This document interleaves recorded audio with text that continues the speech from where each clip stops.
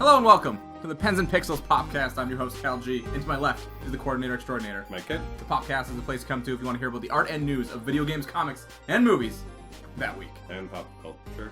No. Yes. No, good. absolutely not. None. No, Good. absolutely right. not. We have to start wiping that out. we ain't got no time for pop culture this week. We got a hefty bit of newsy news for you. Yeah. 2 weeks to make up on. Yeah, exactly. So we got a lot of newsy news for you, and then after the break, we're going to be doing a shorter segment, and we're going to be going over cartoons we want to see come back in a little darker of a style. Yeah, for adult stuff. So if you think about it, all of those revamped shows that come out, so like we're bringing back Scooby-Doo. Well, what inspired this was Samurai Jack, actually. Well, Samurai Jack's a good one, yeah.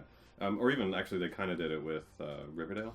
They kind of done a little bit more adulty murder mystery. It's not quite adult. It's not like fucking rated R. Yeah, it's like it's not Dexter, but with the Riverdale kids. No, it's like it's like teenager. It's like old teenager, young adult stuff. Right? Yeah. But these things keep coming back. But every time they've done a reboot where it's not good, is when they try and bring it back and they're like, oh, it's still for kids, you know. Mm-hmm. But we were the fans. They should be pitching it to us as an adult audience, and we want to discuss what shows we want to see come back, and what ones we could see and how they would be turned into adult content. You know what I mean? You want Triple X Ninja Turtles? Giant turtle dick. Just looks like a giant pickle. As for Pens and Pixels news, thank you for everyone who came out to the Schoolism event last week. It was a great turnout and a really great event. Thank you to Nathan Fox and Ryan Lang. It was super awesome to meet both of you, and I got to hang out with them, which was super freaking cool. Celebrity status. I'm sorry, but it was so fun. And I get the brag. I'm a brag. So thank you guys so much for that. We're going to try and host the full 2-day workshop either next year or the year after, just depending on what their schedule is like and who we can get to show up. But in the other side, we also have openings for tables at the... Oh, crap. Capital Game Not Expo. OICG. Yeah. GC.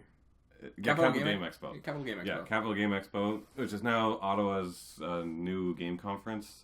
So we'll be taking in submissions for people who want to sell their game art. So you'll get a free table and a free space to present your work and sell your work at the convention.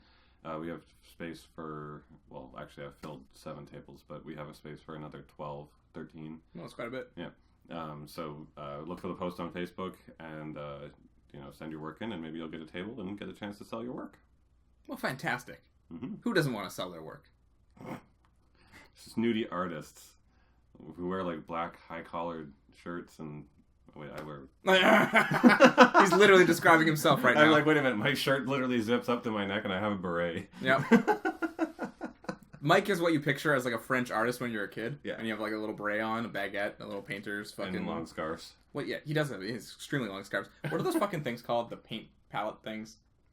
What's a palette? Is it just a palette? Isn't it just a palette? I don't know. I thought it had a weird name. I thought I learned it one day and then... It could. Yeah, I thought it had some fucked up name. But the one with the thumb, it used to be like a thumbnail for paint. Yeah. Yeah. Yeah, thumbnail for paint, yes. I was doing MS Paint, you know? Yeah. No, I understand what you mean. All right. If that's it. That's it. On to the newsy news. All right. Let's start off with a clusterfuck. There's a lot of Batman news, Mike. The movie. Yes. There's a lot of... the Ben Affleck helmed movie is no longer helmed by Ben Affleck. He was not going to direct anymore. Which... It might be a good thing. We could have seen this coming. Because of the panic attack. Like, the moment he started having panic attacks, that's when we were like, dude, this is not your project. He just started going off the rails the last couple of weeks, talking about all these interviews, how much a pain in the ass it was, that everyone's always asking about Batman, and, like, his new movie didn't do well, Live by Night, and all that shit, and, he just seemed very stressed about it, and he's like, we'll get it out, we'll get it out. Yeah. and then, like, a week later, they're like, Ben Affleck's not in charge anymore. Well, that's what I mean. Like, he kept on having these panic attacks. He's like, I don't know. I can't do this. I don't want to do this. I can't do it. Just fucking... Sad Fleck is off, like, hiding himself in his fucking trailer. You have to come out and do Batman. Don't wanna. I just want my old life back. Where's Kevin Smith? Where's Kevin? Get Kevin. Can I just fight poop monsters? So we have, like, 2 alternating stories here. We don't know which one is quite true. We're leaning towards the one Mike found rather than the one I did. But we want to take you over this because there's a whole bunch of, talk of rewrites and new scripts and new directors and all this shit.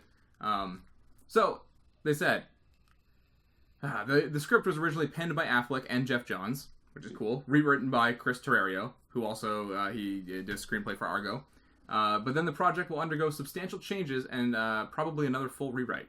Warner Brothers is already speaking to several filmmakers about taking over the director's chair, including Matt Reeves, who, let's give him a Google real quick here, see what else he's done. Yeah.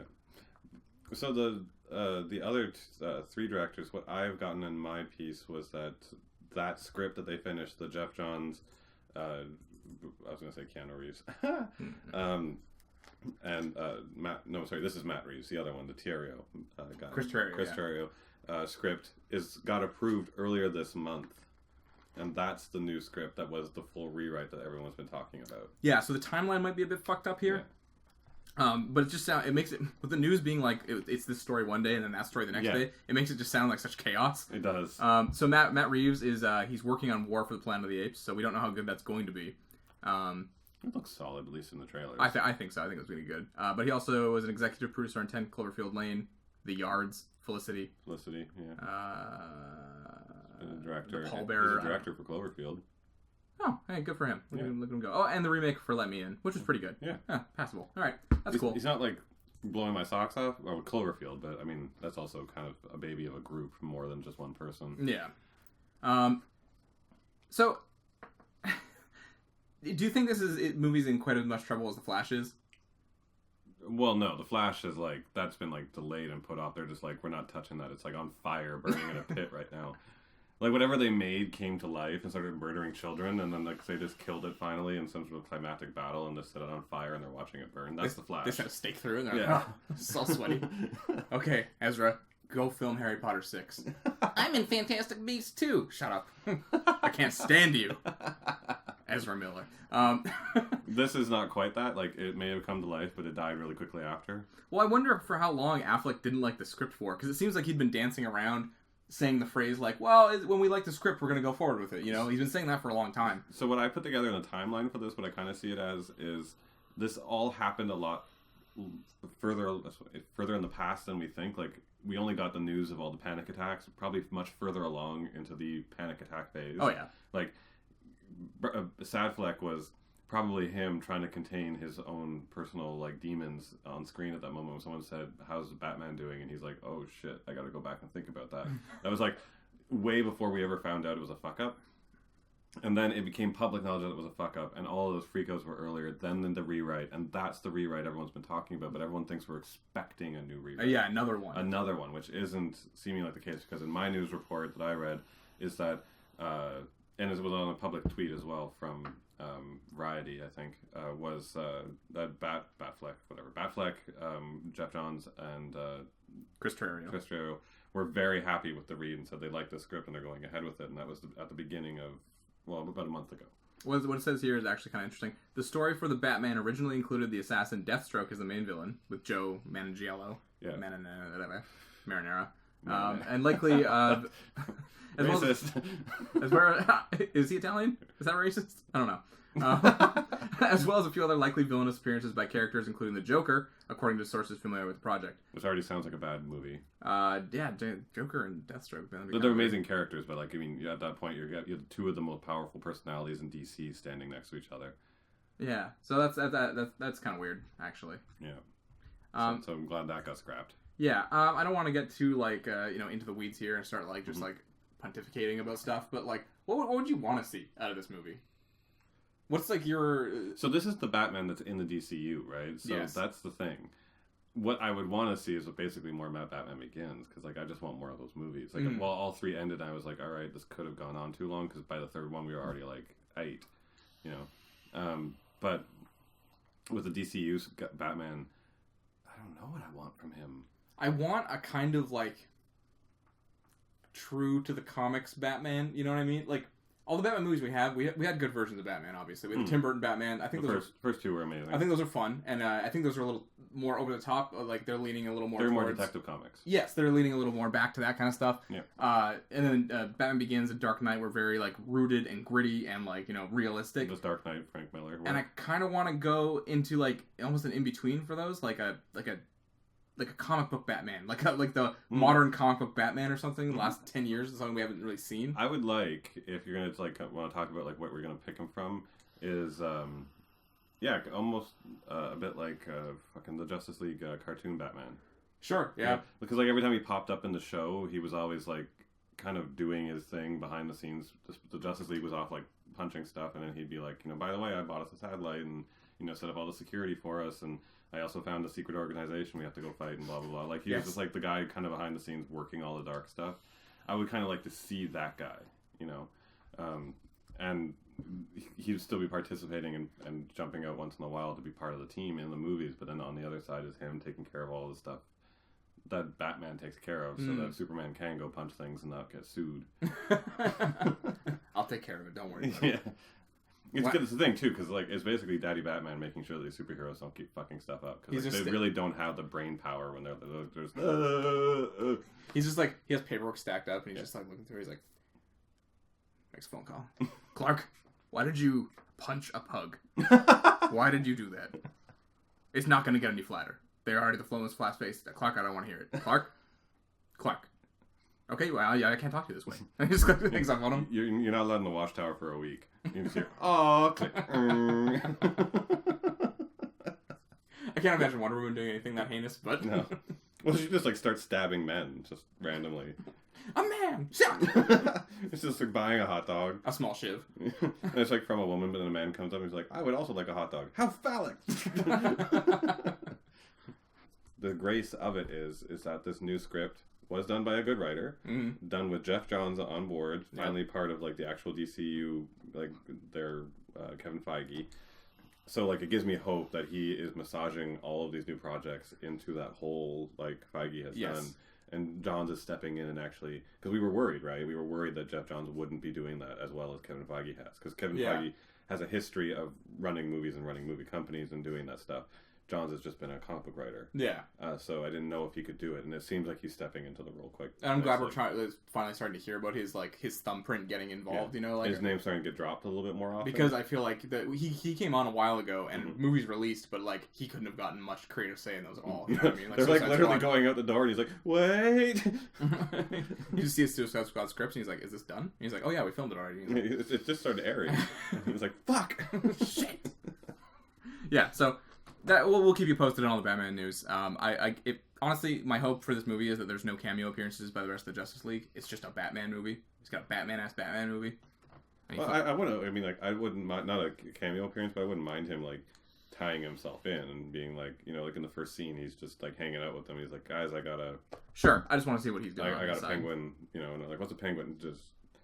My city's weird. Just let me go. You guys would probably take care of him in like 3 seconds, but it's gonna take me 4 days probably. I gotta go through this whole like maze of traps first. Yeah. And then maybe solve a puzzle. Someone will be kidnapped. Do you want me to just fly in over the roof and just get him with my heat vision? Like, no. That's fine. I gotta do this detective work for weeks to figure out where he's being held. But I got X-ray vision that can scan the whole. No, I got it. Clark. Just drop it. I got this. Okay. I need to feel useful, guys.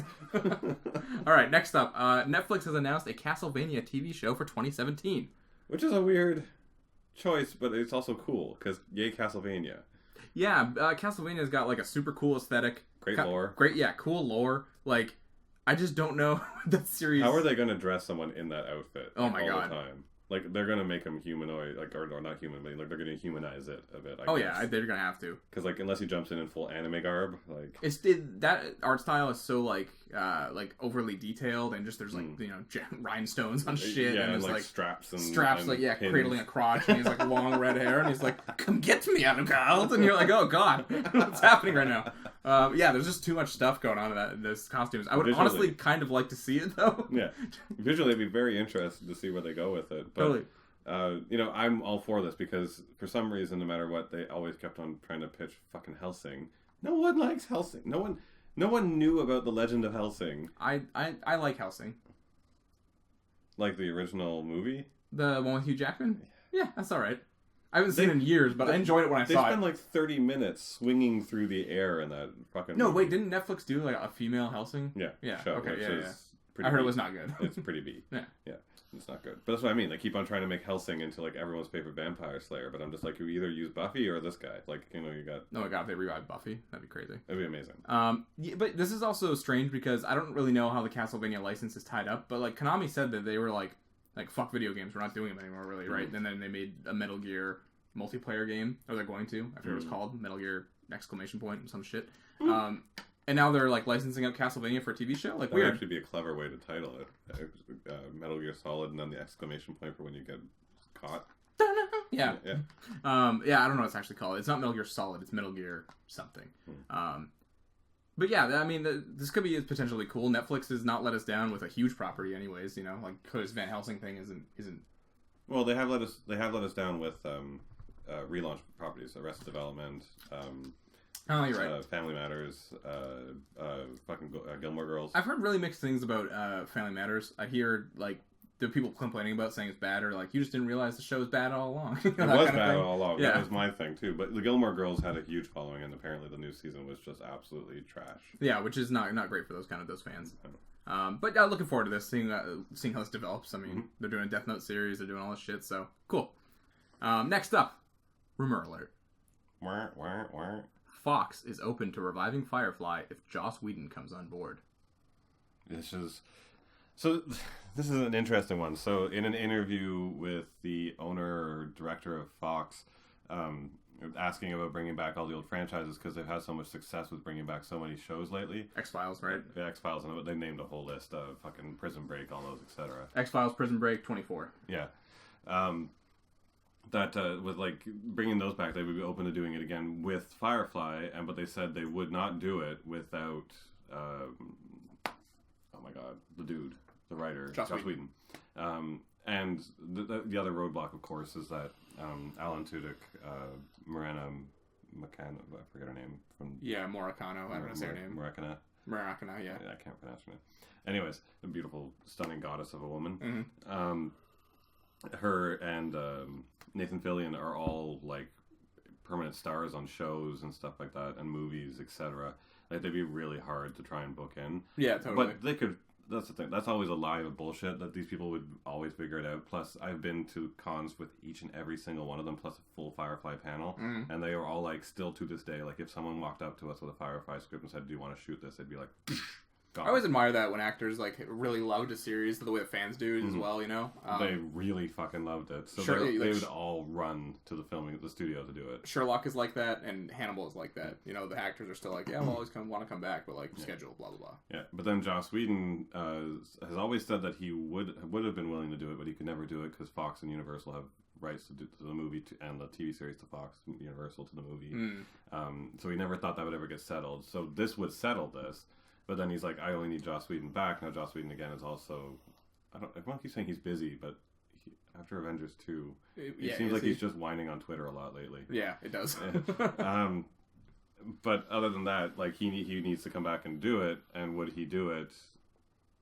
He said that he would come back to do it if he could have control, which they would say yes, he would have control. So like everything's lining up saying yes, this would all happen if someone would just get them to sit together and talk. The big question, though, the interesting question is, could they go ahead and do Firefly just like, 10 years past? Because like they're all looking older. I've never watched Firefly. Could they have just entered a time warp? No, it's not that sci-fi. Oh, no? It's just basically think like they just basically have space planes. They went through a black hole and came on the other side. Nothing that sci-fi. 10 years past? No, nothing that high sci-fi. Like, really? Literally just think planets and space planes. Okay. Like they don't have, the technology just gets them from place to place. That's as much as sci-fi as it gets. All right. And the psychic girl. But if Joss Whedon's always said like if he did bring it back, he would maybe rewrite it as like a new crew or something like that. But that would piss off a lot of fans because they want. Yeah, I think if it came back, people would was the crew that made us happy. We really almost didn't give a shit about anything else, but that little crew on that ship made you so happy. And it's not that Joss Whedon can't write new good characters, but I think if people want it, if X-Files came back and it was fucking Zac Efron and Seth Rogen, no one's like going to be like stoked about it. But yeah, like you want the original people back. It's not the same without Mulder and Scully. Yeah, no, that kind of thing. And if they did bring it back, would they be able to do the same crew? Would they get the same story? So there's hurdles in the way, and it's a long chance of it happening. But this is the first time. Fox before this has been like, no, you'll never touch it.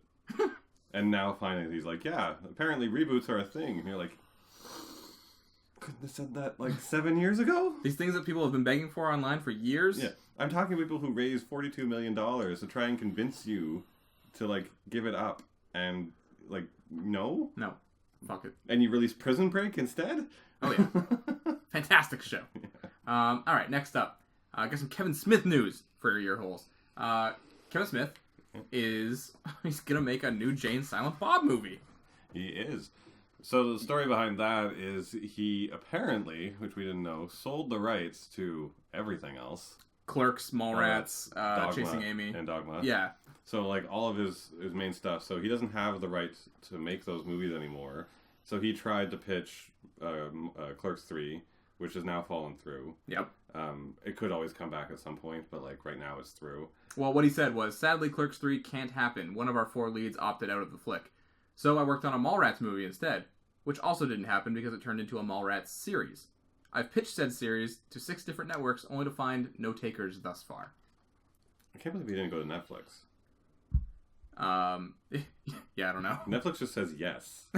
Like, everyone who goes. Well, fuck you. Chelsea Handler walks away from her job, literally, just because she got pissed off, and then she goes to Netflix, and she's like, can I just make a show where I do what I want? And they're like, that'd be great. I don't know what Kevin Smith's reputation is in the industry, though. Yeah, I think he's very lovable, but, like, I don't know what I don't want to say behind closed doors, but I don't think he's a different...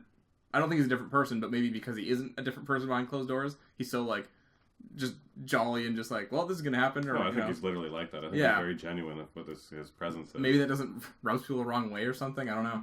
Well, the thing is, though, is that Netflix would be the perfect home for him because it's the online community, which would be his biggest support. And I could totally see Netflix being like, yeah, do a Mallrats series, you know? I think, like, I don't think those are dead forever. I think that's because the amount of times Kevin Smith has gone out into the world and said, I'll never do that again, and then suddenly he does it again. Like, I don't take anything he says like that too seriously, so there's always a chance that he's happening. Plus, the guy who said he wasn't interested in Clerks 3 could come back later on and be like, I don't have work. So, but the Jay and Silent Bob movie is like they're parodying all the reboot culture now, right? So he's running with this because he owns Jay and Silent Bob. He can take this off any direction he wants. So he's going to do Jay and Silent Bob, the reboot, I guess, is currently the working title. Working title. And it's basically the story of Jay and Silent Bob going back to wipe out the reboot of Buntman and Chronic because they hated the movie the first time and now they don't want a reboot out of that movie. So gotta be great if they got Ben Affleck and Matt Damon in that movie. Oh my god! But the weird thing with that is it's kind of like Marvel-y because like no in the sense that like he built the View Askew universe, like his whole little universe of interconnected stuff in there, and cameos and all this shit. But actually, well, Ben Affleck's character was from Chasing Amy in Jay and Silent Bob, so I wonder if. Like, he could have the guy who plays Dante from Clerks in there, but I don't know. I wonder if he could use Dante as a character, you know what I mean? Yeah, but he's had those guys, those exact characters in the other movies, too. Like, he's tied them through. That's true. He's had a lot of actors play double roles, though. Like, you know, Ben Affleck being the angel in Dogma, and then... Yeah, and the guy who played Dante was in Jay and Silent Bob as, like, a fucking... Just some random dude, not Dante. Yeah. So, yeah, I'd love to just see their faces again. It's been so long since Clerks 2. Yeah. I like Clerks 2 a lot. Did you like it? I love Clerks 2. Yeah, I only found out about the hate for it, like, somewhat recently in my life, and I was like, really? You know, people come on, like this? The taking it back thing, he made that. Everyone's like, I'm taking that word back. Like, he made that joke in that movie. Yeah, that movie's fucking hilarious. He was the first one to make that joke. It was his thing. It was in that movie. Yeah. What's his name? Not Dante, the other one. Randall? Randall's relationship with little Decepticon boy there. Oh, yeah. Elias. Yeah. It was like genius gold. Fantastic stuff all the way through. Oh, yeah. I love Clerks too. I love Kevin Smith.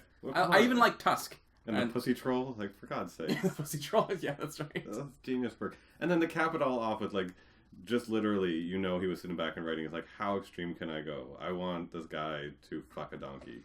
Oh yeah, that's totally Kevin Smith. Literally Smith. Fuck a donkey. Yeah, then you got Rosario Dawson to come in and just be like, that's great. Isn't that amazing that she was in that movie? I know. Fuck, it's awesome.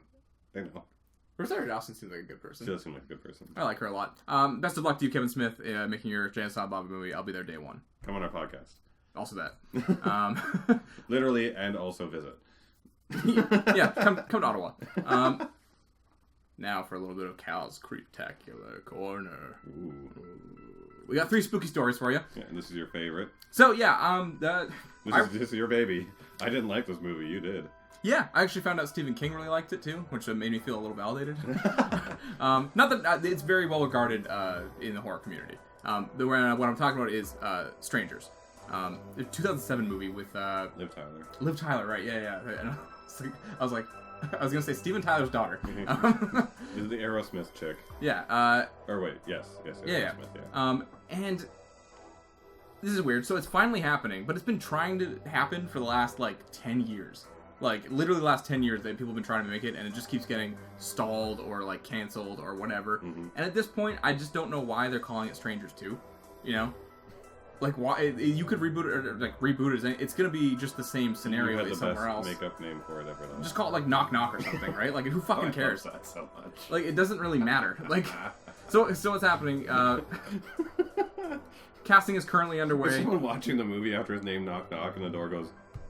And you're like, that's why it's called that. Yeah, the title's in the movie. It's in the movie.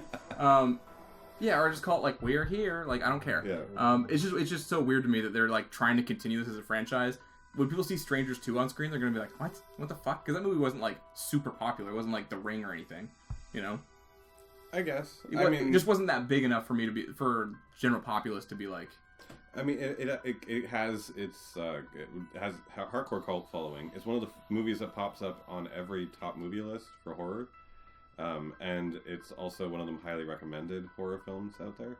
Like every list I've seen and every person I've ever talked to, every like horror streaming site, etc., has Strangers on it in some fashion, and those masks and all that, right? Yep. So it has this kind of like underground cult following. So if they do Strangers 2, everyone's going to be like, oh, what's Strangers 1? They'll look back at Strangers 1, see it's got a high rating and a good following, and they're going to watch that, enjoy it, and then want to see the new one, right? Yeah. So it has that kind of power behind it. If Strangers itself was just like a 53 or a 64% average horror film and no one cared, yeah, you're right. They probably would never have bothered calling Strangers 2. Yeah, I It would suppose. have just been like another house, and that would have been it. Yeah, another house. That's a good one too. So that the original, or they just changed it to They Went Next Door. the original director is back, not to direct, but he's writing the story, which is just strangers show up at a fucking house. Mm-hmm. But the director is who the fuck is the director? I looked him up. He's just done garbage so far, so hopefully this is his first hit. I don't have a lot of faith in this movie because it's been in development hell for so long. Mm-hmm. I just don't have a lot of faith. Here's hoping it's good, but I don't actually think it's going to be. Next up, John Carpenter announces new creative team release date for the latest Halloween. So Halloween is getting not a reboot, but a direct sequel. A direct sequel. Yeah. To the first and second movies. Yeah. They're pulling a Neil Blomkamp, and they're just gonna ignore the fucking everything that came after. Yeah. Which is a smart decision. Well, it's more refreshing to do that because all we get is reboots, right? So the last thing I want to see is the introduction of Michael Myers again. Exactly. Rob Zombie took his fucking stab at it. Yeah. and but even then, like, I mean, I don't want to see him coming and be like, by the way, he's real psycho. I'm like, I kind of like the mask and like I think everyone universally recognizes a mask and a knife, and they're like, danger, got it. Michael Myers or Jason or some shit. So it's really interesting. Although apparently not, because in their world, everyone like just welcomes them in. They're just like, "Oh, you should come in." Who's that shape down the street? No. This is the weirdest part about this to me is the people who are in charge of it are David Gordon Green, who directed Pineapple Express, and Danny McBride, who starred in Pineapple Express, along with This Is the End. He in everything? And Danny McBride, if you're not aware, he's in a bunch of comedy movies with Seth Rogen and shit, and he's also serious movies. He's in Alien Covenant coming up. So I'm starting to think Danny McBride might just be like a big horror fan, which I like. No, but he's also been in other serious films. Remember when we found out that he was in Alien Covenant? We were like, "What the fuck? Why is he in Alien Covenant?" And then we look back and it turned out he was in other serious. I guess we never just saw him in those because he doesn't stand out in his serious roles. He stands out because he looks like a overly alcoholic asshole. He looks like a trailer park boy. Yeah, that's what he looks like. He looks like a trailer park boy. And actually, one of my arguments for him in Alien Covenant was like, as far as space truckers go, he kind of fits the bill. And he is one. Yeah. Yeah, like he is just basically like the shipping guy on the science ship or whatever, right? Like he's a cargo hold manager or something. Ridley Scott writing the science ship. What was the first one called? Nostradamus. Science ship. He just removes the E from science and just puts like HIP after it. Science ship. Science ship. I still got it, Ridley. You still got it, and walks out proudly.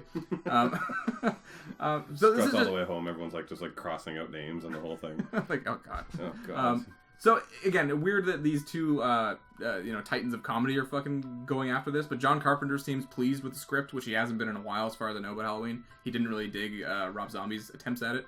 I didn't dig. Has there ever been a good Rob Zombie, like, not reboot, but like he kept taking over all of these whole horror franchises? Well, he was rumored to do it more than he ever did it. He only actually got through with Halloween. All the rest is his original stuff. Oh. Unless I'm missing something. I thought he did another one. He did The House of a Thousand Corpses. Yeah. No, I thought he did one of the relaunches. I thought he actually took over. Only Halloween. Halloween 1 and 2. So I guess it's just the same thing every single time he took over one of these, even if it was a rumor. If you ever did get involved, they're like, "Hey, Rob, how about you have a try at this?" No. And then it's like a soiled napkin. They're like, ugh. Rob Zombie, I've said this a million times before, I think he confuses being dirty with being scary. That's fucking totally what he does. Yeah, he's like, I like gore, I like want to be like that. And you're like, that's not a horror film. More gore. Dude. Stop. Just play Dracula for me. I love that song. So yeah, John Carpenter's super happy with it, which is, again, kind of crazy. And the director says...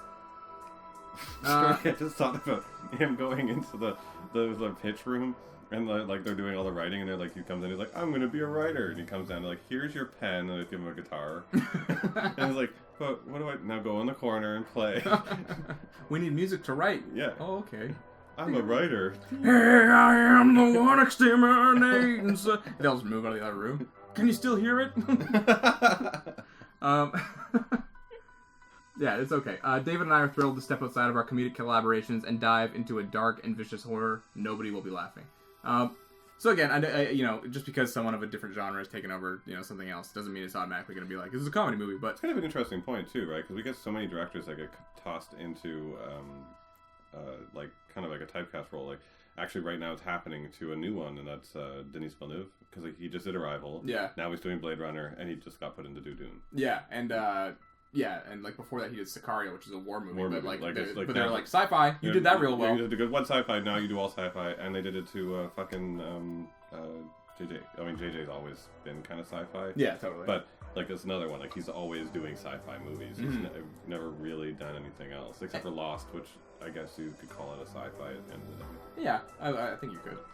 The interesting thing about horror too is usually good directors start out in horror and then start branching out. Something like James Wan. James Wan started in horror.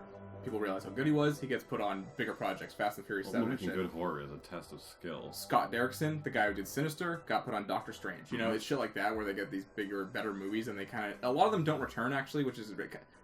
I hate that because it's so rare to have a really genuinely good horror movie. That's why I love James Wan. He keeps coming back. He's like, I did Fast and Furious, but here's Conjuring too. It's shit like that. I'm like, yes. He likes horror. Yeah, exactly. Like he's just.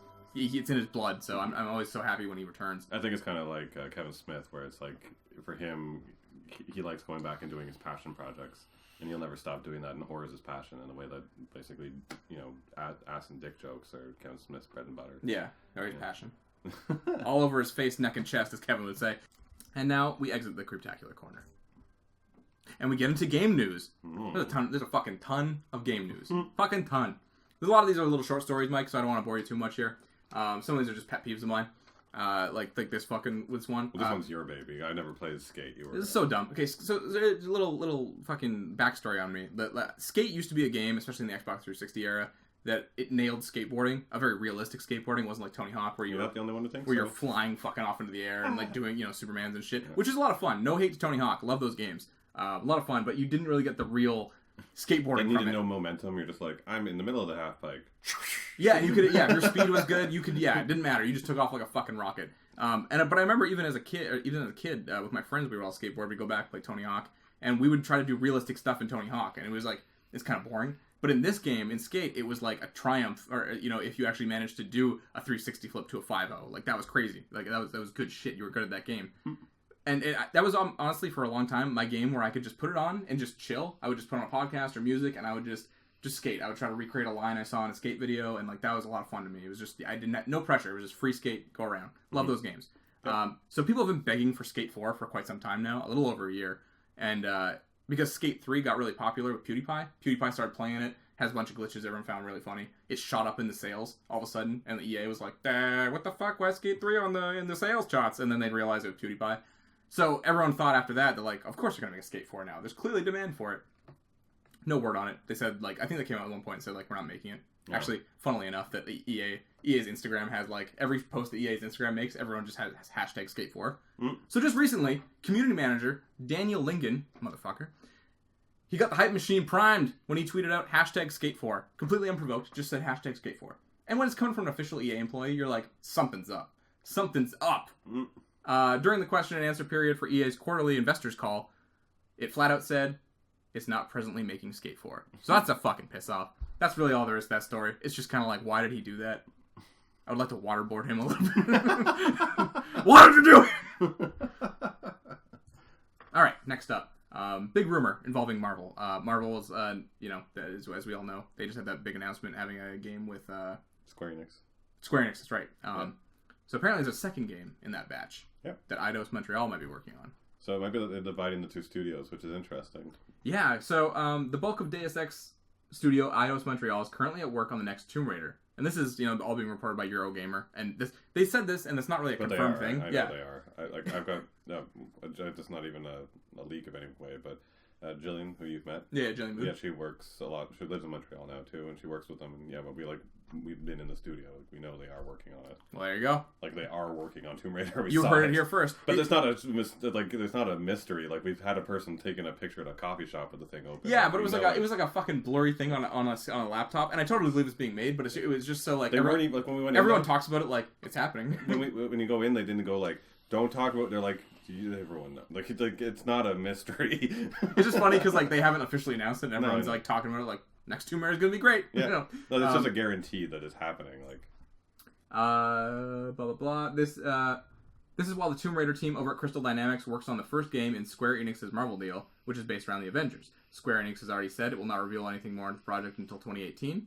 Blah blah. At Eidos Montreal, a small team is currently aiding Crystal Dynamics' Avengers project, and Eurogamer has heard, in the early stages of production, on the second Marvel game, based around Guardians of the Galaxy. Mm-hmm. This project will be led by Eidos Montreal. Mm-hmm. So I'm imagining that that's not going to enter full development until Shadow of the Tomb Raider is done. Yeah, so you're looking at a year and a half. At least, right? Mm-hmm.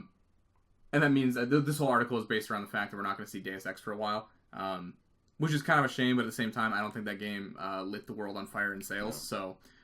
or buzz even, But the thing was, it didn't... the thing about Deus Ex that got me with the latest one is that it also, design-wise, look-wise, good, but not in a way that, so remember when the first Deus Ex came out, when they did the whole thing, and then they're like, oh, look, we went around and we're doing all this stuff with companies that build prosthetic arms, and, that's where we got the look and feel, and we went to DARPA and found out what they're doing with this stuff, and then they found that look that made it look really interesting.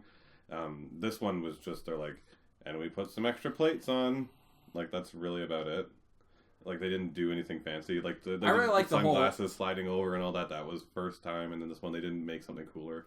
I want to say I hate his fucking stupid eye things. They look like Oakley's, which I hate the shape of. But I really like the black and gold just aesthetic of that game. But again, I played and enjoyed the News Deus Ex, but again, I'd much rather have a Guardians of the Galaxy and another Tomb Raider. So not really that sad. It's not gonna get a sequel. That's all. Guardians of the Galaxy game, that'd be kind of cool. I'm curious. Again, I don't know how they're going to make either one of these games interesting. It's weird they're going for team-based games right off the bat. You know what I mean? You'd think that you'd be like, let's nail Iron Man, or let's nail, Yeah, like I said, you can't play as any one character for too long if you're playing the whole team. How are they going to tackle that? These are going to be third person. Both of these studios only make third person games. Yeah, exactly. They're not going to suddenly swap to a first person or a puzzle game or something. And you want to see the superhero in the superhero game, So I'm really curious to see how these teams are going to tackle this stuff. Absolutely. And they're talented studios, so. Oh, they're very excited about that. There's very little that they've ever... Actually, I don't think there's anything they've ever turned out that I hated. No, I don't think either of them had anything that was terrible by any means. No. Now, let's go on to the Destiny 2 talk. Which is still EA at the end of the day. Okay. Activision. Yeah, but that's all under the EA branch, isn't it? No. EA and Activision are entirely different companies. I thought they were... No. They're the two behemoths. That's it. It's EA and also Activision. They're the two titans. I think I just merged them together as one awful being. Not a horrible way to go about your life. So, Destiny 2 is coming out. They just had a share call meeting, which I believe is where that BioWare rumor came from as well. Everyone has to report their fucking next year's plans and all this stuff to their shareholders. Make sure you still want to invest. Blah blah blah. Mm-hmm. So Destiny 2 basically been confirmed. Full Destiny sequel in 2017 to broaden the franchise's global reach, which along with follow-on content plans sets the stage for growth. In human speak, that means it's still planned for this year. And then there's just been a ton of fucking rumors about it now. Okay, first of all, are you excited for Destiny 2? Before we jump into these. I want to be. Yeah, me too. But I don't. Me and Mike were both pretty hardcore Destiny players, and then we just both dropped right off a cliff. You played for longer than I did. Yeah, I played the 2 expansions afterwards. The second expansion gave me a reason to quit the one with the hive, and then the expansion after that, I was just like, yeah, this is literally the same thing. So I just no. I mean, apparently the winter one there was quite good, but I had a lot of fun with it when I did play it. But really amazing shooting mechanics and a really cool concept with a broken story based around a concept that could have been good. Oh my god, yeah, it could have been so cool. It seemed really interesting. Yeah. That's the thing, and it just... So I want this to be what Destiny 1 wasn't. And I want that to happen, but they better sell me a really fucking cool game. Like, it's going to take them a lot to convince me to go back. Oh yeah, no, I agree. Okay. And also there's a rumor about I don't know if this would matter to you. It wouldn't matter to me at this point, but I'd be pissed if I was still playing it. Apparently they are not including character transfer, which is something they said they probably would a couple years ago. Oh, I don't give a shit. No, yeah, I mean, not even if I had a current character, I wouldn't give a shit. You want to I start might over. care if I had a current character. No, but what are you gonna do? Or if I was still playing. You're gonna start the new game with a level 55 character, and oh yeah, I have no idea how it would work. I have no idea. It would never work. So fuck that shit. No idea. All right, let's tackle some. Day one, raid ready. Like what? All right, let's tackle these rumors. The next installment of Destiny franchise will be revealed as Destiny 2: Forge of Hope. That sounds so generic; it's probably real. We'll be launching the fourth quarter of 2017 with an estimated window of November 4th to 18th. The next installment will be on 5 platforms: PS4, PS4 Pro, Xbox One, Xbox Scorpio, and PC. Was the normal one on PC? Was it? No, it wasn't. No, right? No, it was never on PC. I think so. Console exclusivity will remain with PlayStation, but the exclusive period will be reduced to 3 months. So that's all the content and stuff. Like PS4 had a exclusive map for a long time, or Strike. It had exclusive PvP maps, exclusive Strike, exclusive gear. 2 of the best exotics in the game. Right? Yeah, that's right. Yeah, we're only on the PlayStation. Like if you wanted to have a Hawk Moon, you had to wait like 6 months, and it was like the gun. The game has a whole new engine built from the ground up with the ability for Bungie to rapidly create and add new content to the world of Destiny. That's good. Bungie is scheduling an event release every 1 to 2 months centering around a theme similar to Overwatch, while also delivering new narrative paths and new gameplay mechanics. That's stupid. Is that stupid? Why is that stupid? No, sorry, the narrative path is good. That one is good, but the events like Overwatch thing, like... It's good for Overwatch because Overwatch has no story. Its story is built by... It's just multiplayer matches. Yeah, it's just multiplayer matches. So, having... Right now they're doing the Year of the Rooster stuff and you get special Year of the Rooster skins. Like, that's all that matters. In that game, there is no, like... There's nothing else happens. Well, do you think they mean maybe like when Destiny 1 had like the Halloween thing and you got like a fucking pumpkin head in your inventory and it was like, you got a pumpkin head. Yeah, which was dumb. Why? That's fine. You got a pumpkin head. Back in the days of... I mean, if it's something that small and it's not, like, distracting them from real development... I think internally I've still always been victimized for my days of playing WoW, because I remember once I had broken up with my current husband and had to spend New Year's alone in my first apartment ever, and I was horribly sad and alone, and everyone else had plans, and I had just had broken up, and no one... And you logged on to World of Warcraft, the only person there? No, everyone... Amazingly, there's a shit ton of people, but there's, like, New Year's celebration of Warcraft, and I'm like, I guess I'll celebrate it online with folks there. And they're like, come to Stormwind and see the New Year's like display. Yeah. Wait until midnight, and it was like the worst graphic fireworks. Like just 2 of them, like boop, boop. And I was like, this could make my life so much sadder. And they couldn't try to make it sadder. You're like, this is what rock bottom feels like. All it was people like jumping back and forth while these 2 like, and I'm like, fuck me. So ever since then, any event that's ever come out has never been as exciting. Like they put in the announcement, like Year of the something's coming, come to the Dark Moon Fair, and they're just like, here's a wagon in the middle of a field, play. And you're like, what? I want to see them incorporate the Year of Luigi. Story: the sequel will heavily focus on the chronological events set after the fall 2015 expansion of the Taken King. I don't know why they worded it like that. Expansion of the Taken King. The Cabal forces attack the city, leaving the civilians and mentors of the tower defenseless. It is the Guardian's job to fight back the Cabal and reclaim the city. While doing so, the Guardian will discover the long-lost stories of Queen Mara Sav, the Exo-Stranger's motives. The story will culminate with the tower and the city fighting back the Cabal Empire, resulting in Guardian defeating the leader of the Cabal in the new raid. Why is this even called Destiny 2 if that's the context, right? Like, I understand they're making a new game with a new engine and probably going to revamp some stuff, so it is basically a new game. But this story is different because they haven't done a single raid or anything with the Cabal. It has been the Hive and the Vex the whole time, right? Yeah. Now they're doing it with the Cabal. That's great. I need new aliens than just the fucking 3. And the Fallen, sorry, was the other one. Yeah. They've done the Fallen twice now. They did the Hive twice, and they did the Vex once. Maybe we get to fight Zer's race, that weird Cthulhu man. I know, he's the only one who's fucking like that. They barely explored the 9. But, like, the stranger is sitting on top of that city. I want to fucking know what that thing's doing. Is it healing itself? Apparently I got rid of the thing that was stopping it from healing in the first fucking chapter of the game. Yep. Can't I find out that it finally healed itself? You know? Can I maybe take back some more planet? These aren't unreasonable demands, Mike, but we should expect very little right now. No, that's the thing. I'm like, currently right now this just sounds like an expansion, and I'm like, can't I, like, you know, maybe take back some other cities, reclaim some space, make new outposts to go out and see the change in me actually trying to save the Earth, other than basically giant threats keep happening and we live in a desolate city that if you actually looked at the city from the ground up, like, yeah, there was a couple of towers, but the rest of it was fucking train boxes where people were living in. Like, we live in squalor. Can we do better? Maybe. Future. Bungie is planning to release a substantial content update for each quarter. Yeah, cool. Bungie already has a small team working on the first major expansion to be released fall 2018. Details are limited, but it's aimed to be centered around the Vex and the origins of Cobber and Preydeath. Don't know who those are.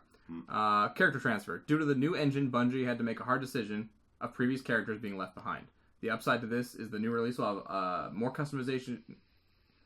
character customization, including facial hair and class-themed face paint and tattoos. So more reasons to just worry about your helmet. Like, it's more things to cover up. We can't transfer your character because what if you wanted a beard? Okay. So Destiny 2, obviously happening at this point. They just fucking set a shareholders meeting, whatever, blah, blah, blah. The weird thing is, if Destiny 2 is delayed until 2018, Activision acquires a, quote, hefty chunk of Bungie's shares. And this was said in the I guess this was said on the fucking share call, too. This is on the International Business Times. I actually thought this was just a fucking rumor. Never mind, this is real. This is real life. According to the report, Bungie's employees' stock vesting options are based on game releases. So were they to lose shares to Activision, they'd all be missing out. Quite the incentive. So that worries me only in the fact that, like... They're rushed. Well, are they going to be... Like, are they going to, you know, let's say November rolls around and they're like, man, the game's really not coming apart. Like, but we lose shares. And they're like, fuck it, put it out the door, we'll do a day one patch. Or, you know, whatever it is. Oh, yes. And we'll do a bunch of shit. 100% possible. Yeah, that just They've been working on this game, though, for a long time. Yeah. They've been talking about it since the day one of Destiny 1's release, is that they always kept on trying to work the stuff forward. But, as we know, that team was 6 people. So, yeah, I remember when I was paying attention to the Destiny community when I was super hardcore in it, which was only the first, like, 4 or 5 months. Yeah. I remember even reading then that, like, Bungie is working on Destiny 2, and we basically only have a skeleton crew running Destiny 1 stuff. And I was like, oh, shit, okay. Yeah. So, I'm hoping this one's a little more baked when it comes out the oven. But... the thing is it's going to come out when it comes out. This can't be delayed, which is nice in that context, but at the same time, if they haven't been managing their personnel correctly, which they haven't been, you fucked. You fucked, son. You fucked. I mean, that's all for Destiny 2 for now.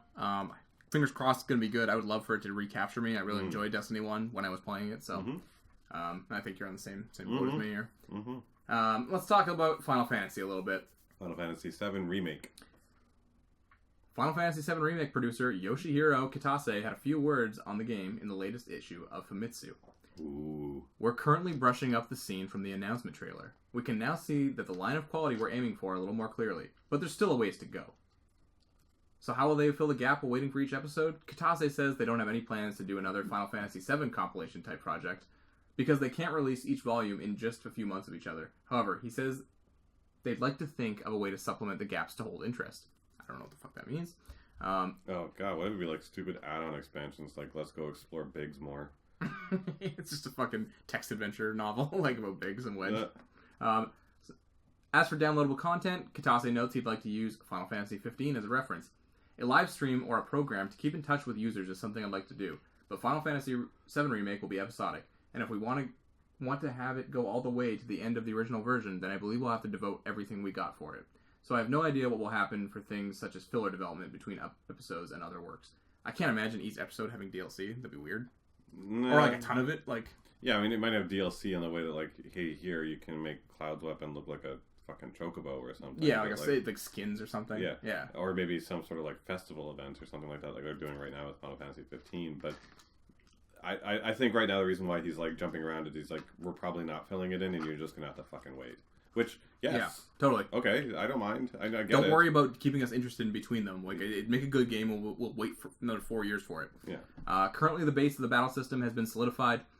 Kitase confirms both Tetsuya Nomura and Mitsunori Takahashi, who worked on Kingdom Hearts series and Dissidia, An incredible team that did incredible work with 2 incredible battle systems. Are putting their best into it. Although he can't say much at the moment, he also stresses they won't be removing any parts of the original Final Fantasy VII that were well received, such as the materia system. In closing, Kitase hopes to show progress made on Final Fantasy VII Remake sometime this year. He thinks it would be nice if they could have it playable or a trailer for an event. I like that he goes from like, we'd love to have it playable or a trailer. Or a fine trailer, whatever. Yeah. Well, he's also kind of set in the bar. He's like, I would like to have it playable, but maybe a trailer. Like, at the very least now, I'm not sitting back and he's like, I hope it's playable at an event. You're going to be like, oh, fuck, E3 this year, they're going to have it playable. Like, he's just like, there's a chance that you get something. Yes, exactly. He's like lowering expectations. Yeah. Like, don't fucking... Famitsu also asked him about a possible Final Fantasy VI remake, to which he replied, right now we're working on Final Fantasy VII. The staff within the company are also saying they'd like to remake it, but it's on reserve. Guys, I gotta tell you out there, stop asking for other remakes until they're finished remaking this one. Totally. Like, they're not gonna make another whole entire team or studio, because money, for making the other game remakes. Because, like, right now, the entire Square Enix company is invested into making Final Fantasy 16 and everything else that goes around Final Fantasy 15, etc., right? Yep. And they've handed Final Fantasy 7 off to a partner company to work on making it, which is... CyberConnect 2. Yeah, CyberConnect 2. It's still, I mean, obviously still a Square Enix baby at the end of the day, but, like, they couldn't even make this one game in-house, right? Yeah. So, asking them to be like, can you now do 6? Like, they couldn't get... You get it. People, time, money, like they're finally remaking 7, and people are like, what about 6? Fuck off! Wait till this one comes out. Yeah. Like, we gotta do this. This is like 6 years. Just convince yourself to follow that along. Alright. How long do you think is going to be between the expansions, though? In that between the episodes, I think 2 years, probably. Really? That long? Yeah, I think so. Give it like a year and a half, year between... Okay, 2 years, year and a half. Like, straws here. Year and a half max, though, is the thing. Like, because 2 years to develop that content, if they've already got the... Well, you know what? Let's see how big that game is when it comes out, and then because they got to tackle some pretty big stuff in those episodes. It's no small feat. But I guess once they get the battle system up and running, right, it would also be... I still don't get why they... What was their explanation for episodic? A lot of stuff happens. I don't know. I mean, yeah, like, it's a longer game than most games that have come out today. Like, even 15 doesn't come... it doesn't come close to any Final Fantasy in length, right? But it's weird with these Japanese games and them kind of making them shorter compared to them used to be. They used to make the longest games. Again, I think it goes back to, like, I always think back to back in Final Fantasy 13 days when people were like, why aren't there any, like, towns in here and shit? Like, what happened? And they were like, it's hard to make HD towns. It's a lot of work. And, like, everyone was like, what the fuck? Like, yeah, like, where's my 60-hour game? And yeah, that's the thing, is Final Fantasy 7 without doing the side stuff is a 60-hour game. Yeah. And they figured out how to fucking do HD towns. Like, they did it in 15 a couple times, so, not that big of a hurdle to make one big game. Also, you get more money this way, if we were looking at it cynically. Next up, this is an interesting rumor. I have no idea what the legitimacy of it is, but I'd like to talk about it anyways, just in case it is real. There's been some Capcom leaks. The source is gbatemp.net, so take it with a grain of salt. But apparently, there's been 3 games leaked from Capcom. They all sound kind of interesting. Well, I'll just give you the brief rundown here. We First actually one. have game news. That's the weird part. What? We actually have a chunk of game news. The game news is bigger than movie news. After 2 weeks. Yeah. Go figure. Knights of Aegis is the first one. 1974, New York City. You are recruited into the Order of Aegis, an elite brotherhood of mystic knights sworn to protect and keep peace between mortal and supernatural realms. When a powerful evil stirs in the darkness, you must master ancient powers of the past in order to save humanity's future. Generic fantasy game number 5. An action shooter with elemental magic mastery. Unlock an arsenal of modern weaponry and elemental spells. Become a master of blah, blah, blah. A detailed and intriguing campaign. Of course, they're going to call it that. That'd be kind of neat. Uncover a powerful evil that is brewing in the darkness as you explore a rich narrative-driven world. Investigate crime scenes to piece together a case to bring the orchestrators to justice. That sounds cool. Yeah. Guns and Magic combat system. Dual-wield elemental magic and modern guns and combine them to create a variety of wide powers to destroy your enemies. protect yourself from danger, and turn the environment to your advantage. So there's something kind of interesting that could be applied through that. So one thing I always really loved about Infamous was it took kind of a third-person shooter game, which I was never really a big fan of, like almost Metal Gear Solid, and turned it into the super-powered version. Like you were shooting these lightning bolts like a gun out of your hand, right? And at first it was a little jarring, but then I was like, this is genius. How else am I going to get this real third-person control rather than having someone just do the 1, 2, 3 combo punch kind of thing from most hack and slashers in third person? It was ingenious work.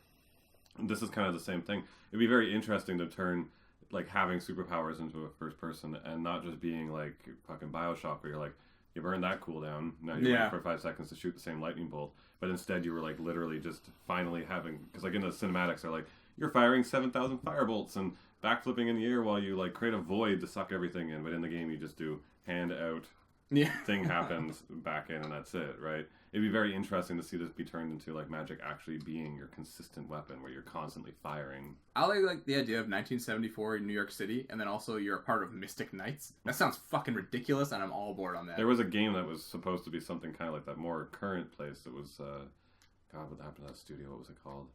It was an MMO that came out that was Secret World.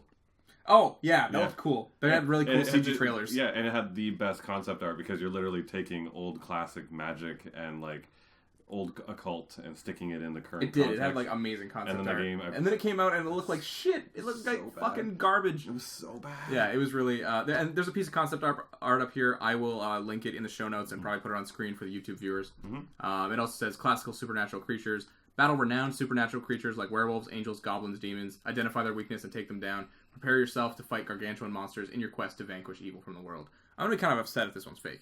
That was a good one. Next up, Broken Horizon. 2 centuries after they were abandoned on the planet of Eden. Horizon is a no-no name for a while.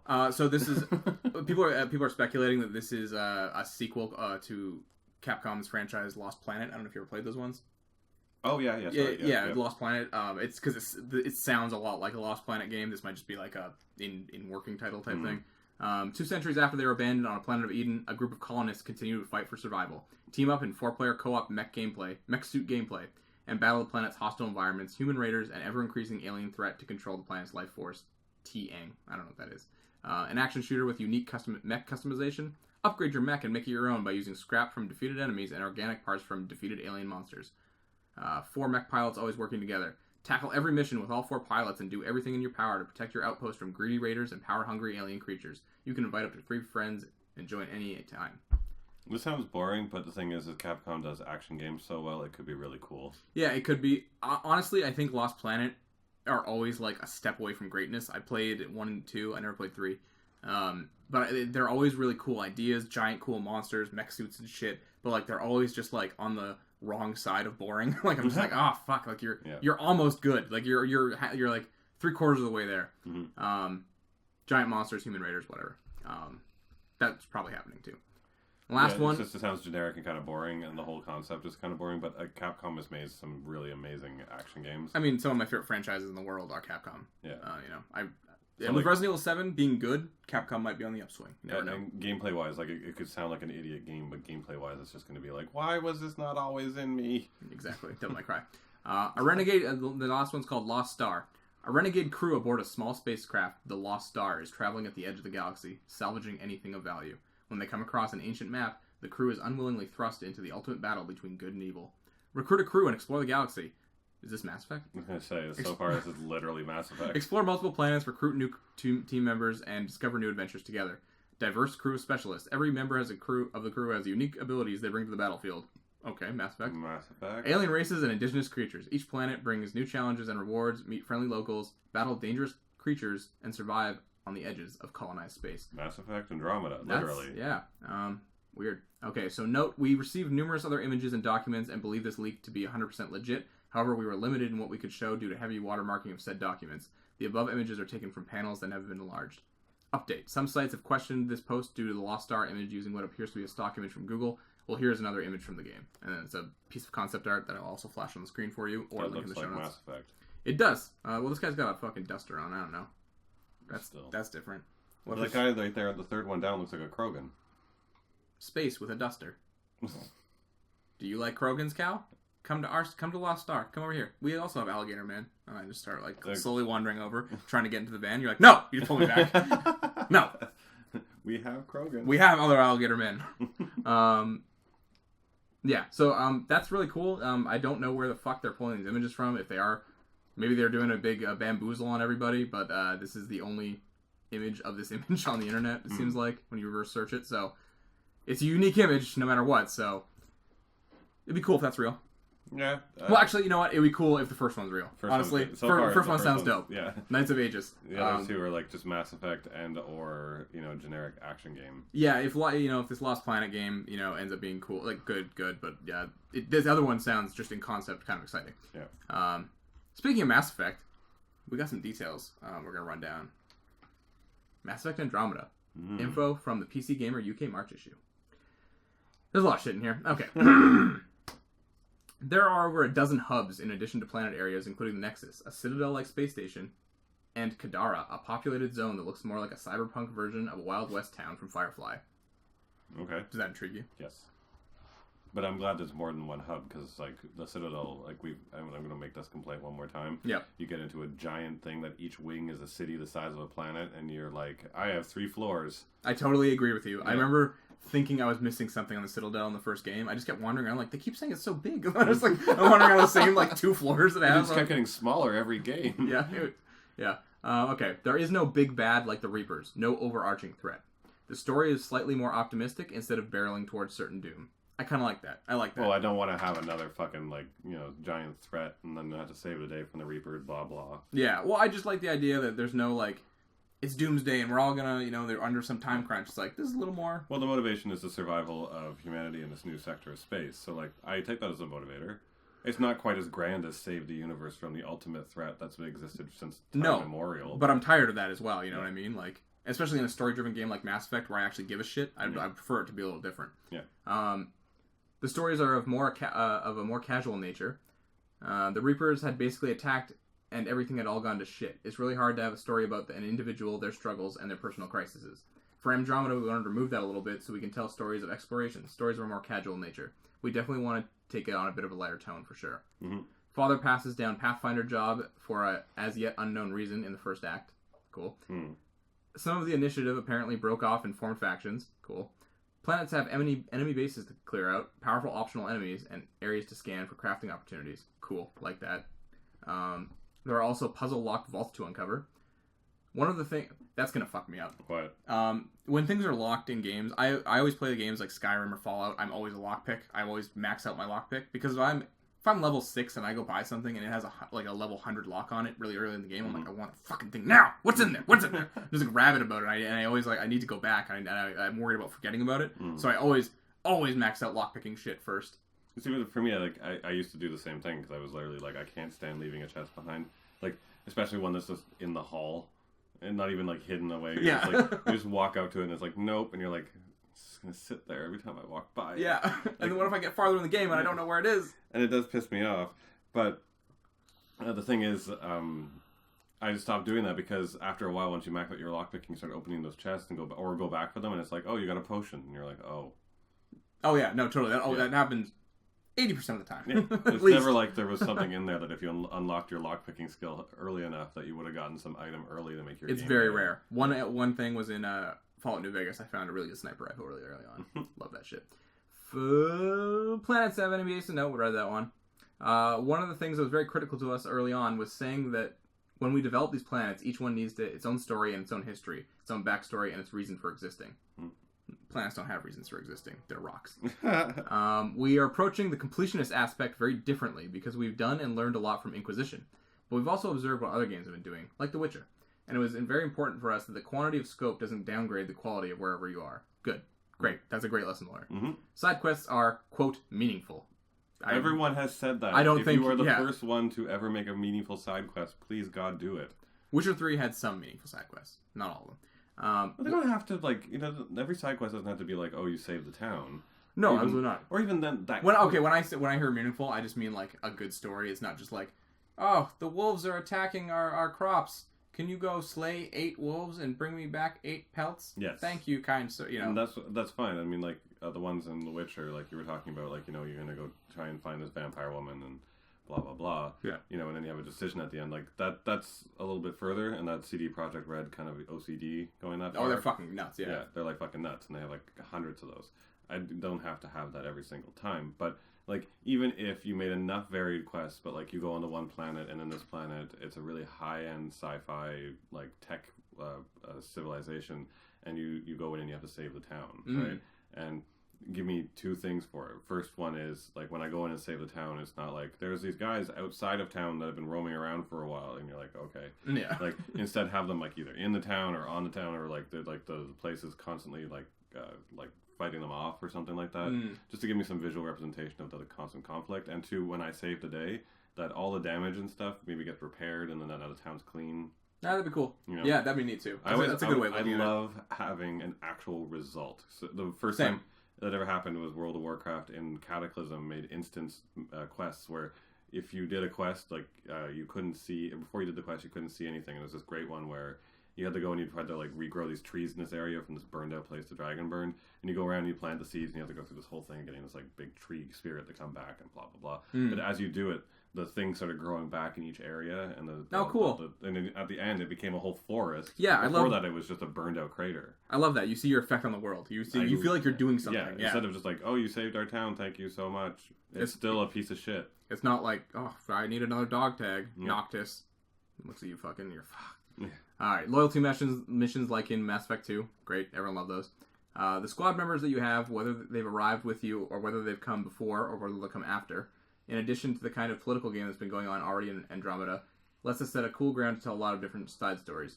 The story is not only about the cast, the story is about the setting, the story is about survival, the story is about the locals, and that's where the loyalties will definitely focus. Not everyone arrives at the same time. There have been things going on in Andromeda that you have no control over.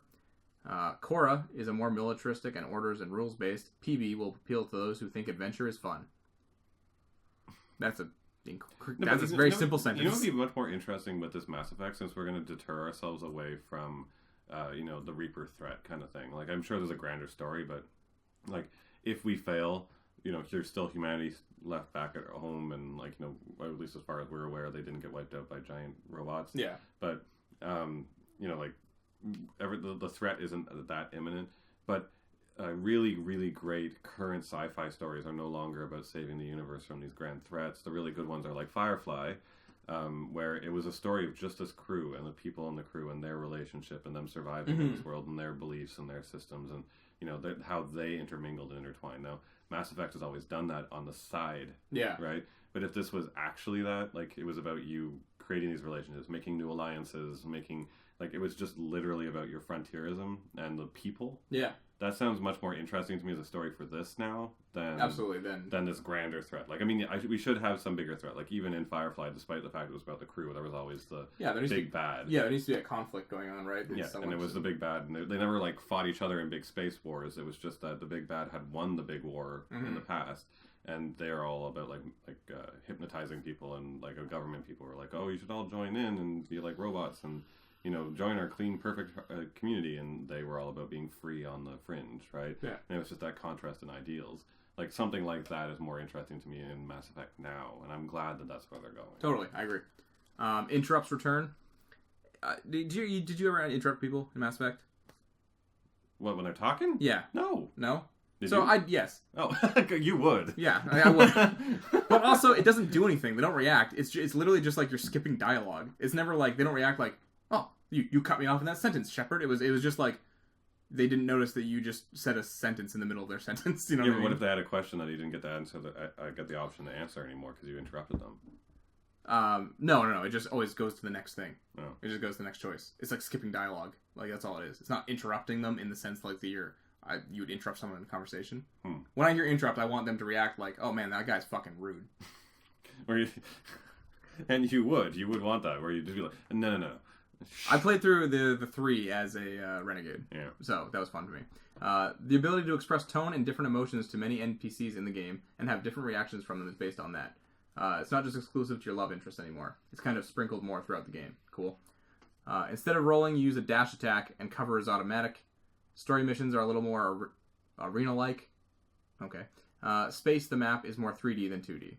And here's some new screenshots. I'll put those on the screen for you. Well, the last ones are a little bit more interesting. So there's no roll, which is just that dash we saw, I guess. Yeah. Which is okay. Sure. It's not a big deal. You move around, move around fast, whatever. Yeah, I kind of like... I don't know, there was something about all that high-speed movement around the map that was kind of non-Mass Effect-y to me. I liked a little... I don't know, but also I do like the idea of breaking away. So, never mind. Nothing to talk about there. It's just interesting, and I had to get my hands on it. Sure. But the other one was... story missions are a little more arena-like. Yeah. So it's less of a path, which is fine, because I don't want to go back onto those paths. What does it say though? Then out in the open world. I just honestly just think they mean like out in the open world. Like when you're exploring the open world, you can see like a fucking rhino demon alien over there, and you're like, I gotta shoot that thing, but I have this whole open space to like use. Arena like, I assume they mean we're gonna fucking enter a room and there's gonna be a bunch of waist high cover. That's good. I mean? That's good. Because you need to be funneled at times to make story good. Because a lot of the time with open world games, it's like this is the story moment, but then you enter it from like the other end rather than the end they wanted you to, and it just like doesn't work out. You're like, if you went through the front, you could have like stealthed up, and instead you went through the side and just blew them all up. You done fucked up, son. Yeah, so like that's good. And then, space the map is more 3D than 2D. Which is interesting, because we so far have only seen like I thought they just said that you just cycle through it. Yeah, and that you don't actually get to see the ship. You are always in the cockpit. Is he just commenting on life? He just goes insane a little bit at the end of the interview. So that's the thing. I'm still. This is more 3D. This is not the first time they've also flipped around on this shit. So like, how are we controlling this fucking ship? Because they originally said that you control the ship itself. Like you actually get to finally control the fucking ship. And then they said that you flip through a fucking menu or whatever. And then you only see the cockpit. You don't even see the outside of the ship. Yeah, you see like space moving. Yeah, you just like see the front window screen and it just goes zoom and then you're there. It's a fancy loading screen, I bet. So yeah, weird. I don't know. So now it's 3D?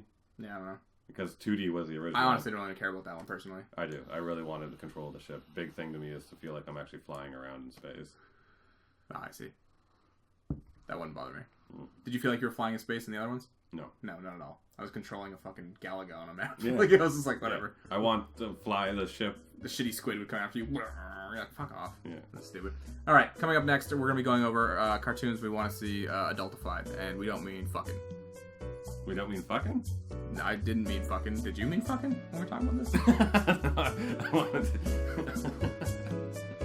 No, I was trying to get a rise out of you.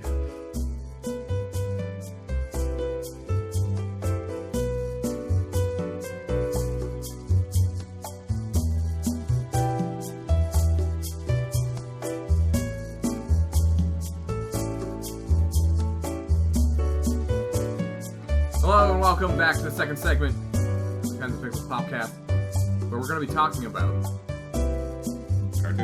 cartoons we want to see come back. Rated R. No. 14A, roughly. Again, what inspired this topic was Samurai Jack just released a new trailer. It's coming back, season 5, I believe. Jack's back. And it was a lot more bloody than it used to be.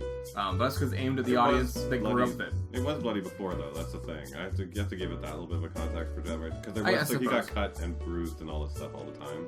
Sure, this had a lot more blood. Maybe just in the trailer, but this is like someone got stabbed in the eye and blood flew out. Like this is a little more intense. So we want to talk about things that we'd like to see come back in a Samurai Jack like style, not style, but like 14A.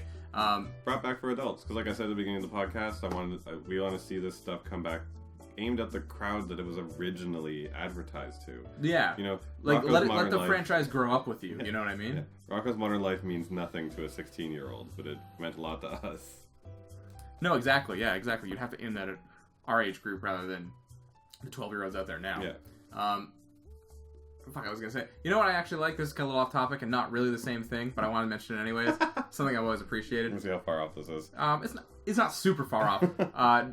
Dragon Ball did that for me as a kid. I watched Dragon Ball when I was like little, and I didn't really know what was going on that much. And then as I grew up, and Dragon Ball Z happened, and Goku grew up, and like bigger, stronger battles were happening, and like stakes were risen, and all this shit. And I always felt like that was really cool. I know Naruto did somewhat the same thing. Somewhat. I like when like the characters aged though. It made it feel like there was actually progression of time. Whereas like Ash from Pokemon is 10 forever. I felt that even though it was subtle because it was only just like a year in some, but Last Airbender did that.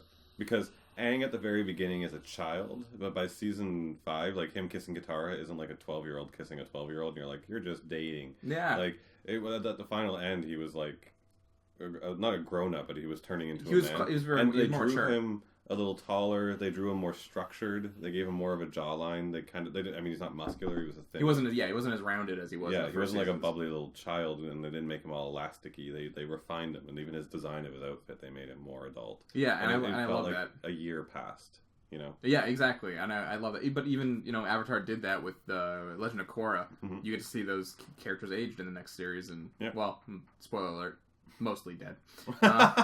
They all died real young. That's the thing, because like Katara's still alive. Yeah, Katara's like the only one, and I don't know, but like age-wise, I'm guessing she's in her 80s, maybe 70s. She looks pretty old in that series. Yeah, but yeah, you think like, fucking, how did Sokka die? Who cares? And why did Aang die? They never even told us how Aang died. Did they not? No. Or if they did, I didn't listen. I don't remember either. I don't know. Korra wasn't my favorite. No, I enjoyed it. All right, so you want to start off the list? You do your first one. All right. First on my list, motherfucking gargoyles. Which is happening. Is it? Yeah. No. Yeah. No. Yeah. No. We gotta get going. I don't know it's coming back. Yeah, I'm pretty sure. As like a comic? Wasn't it?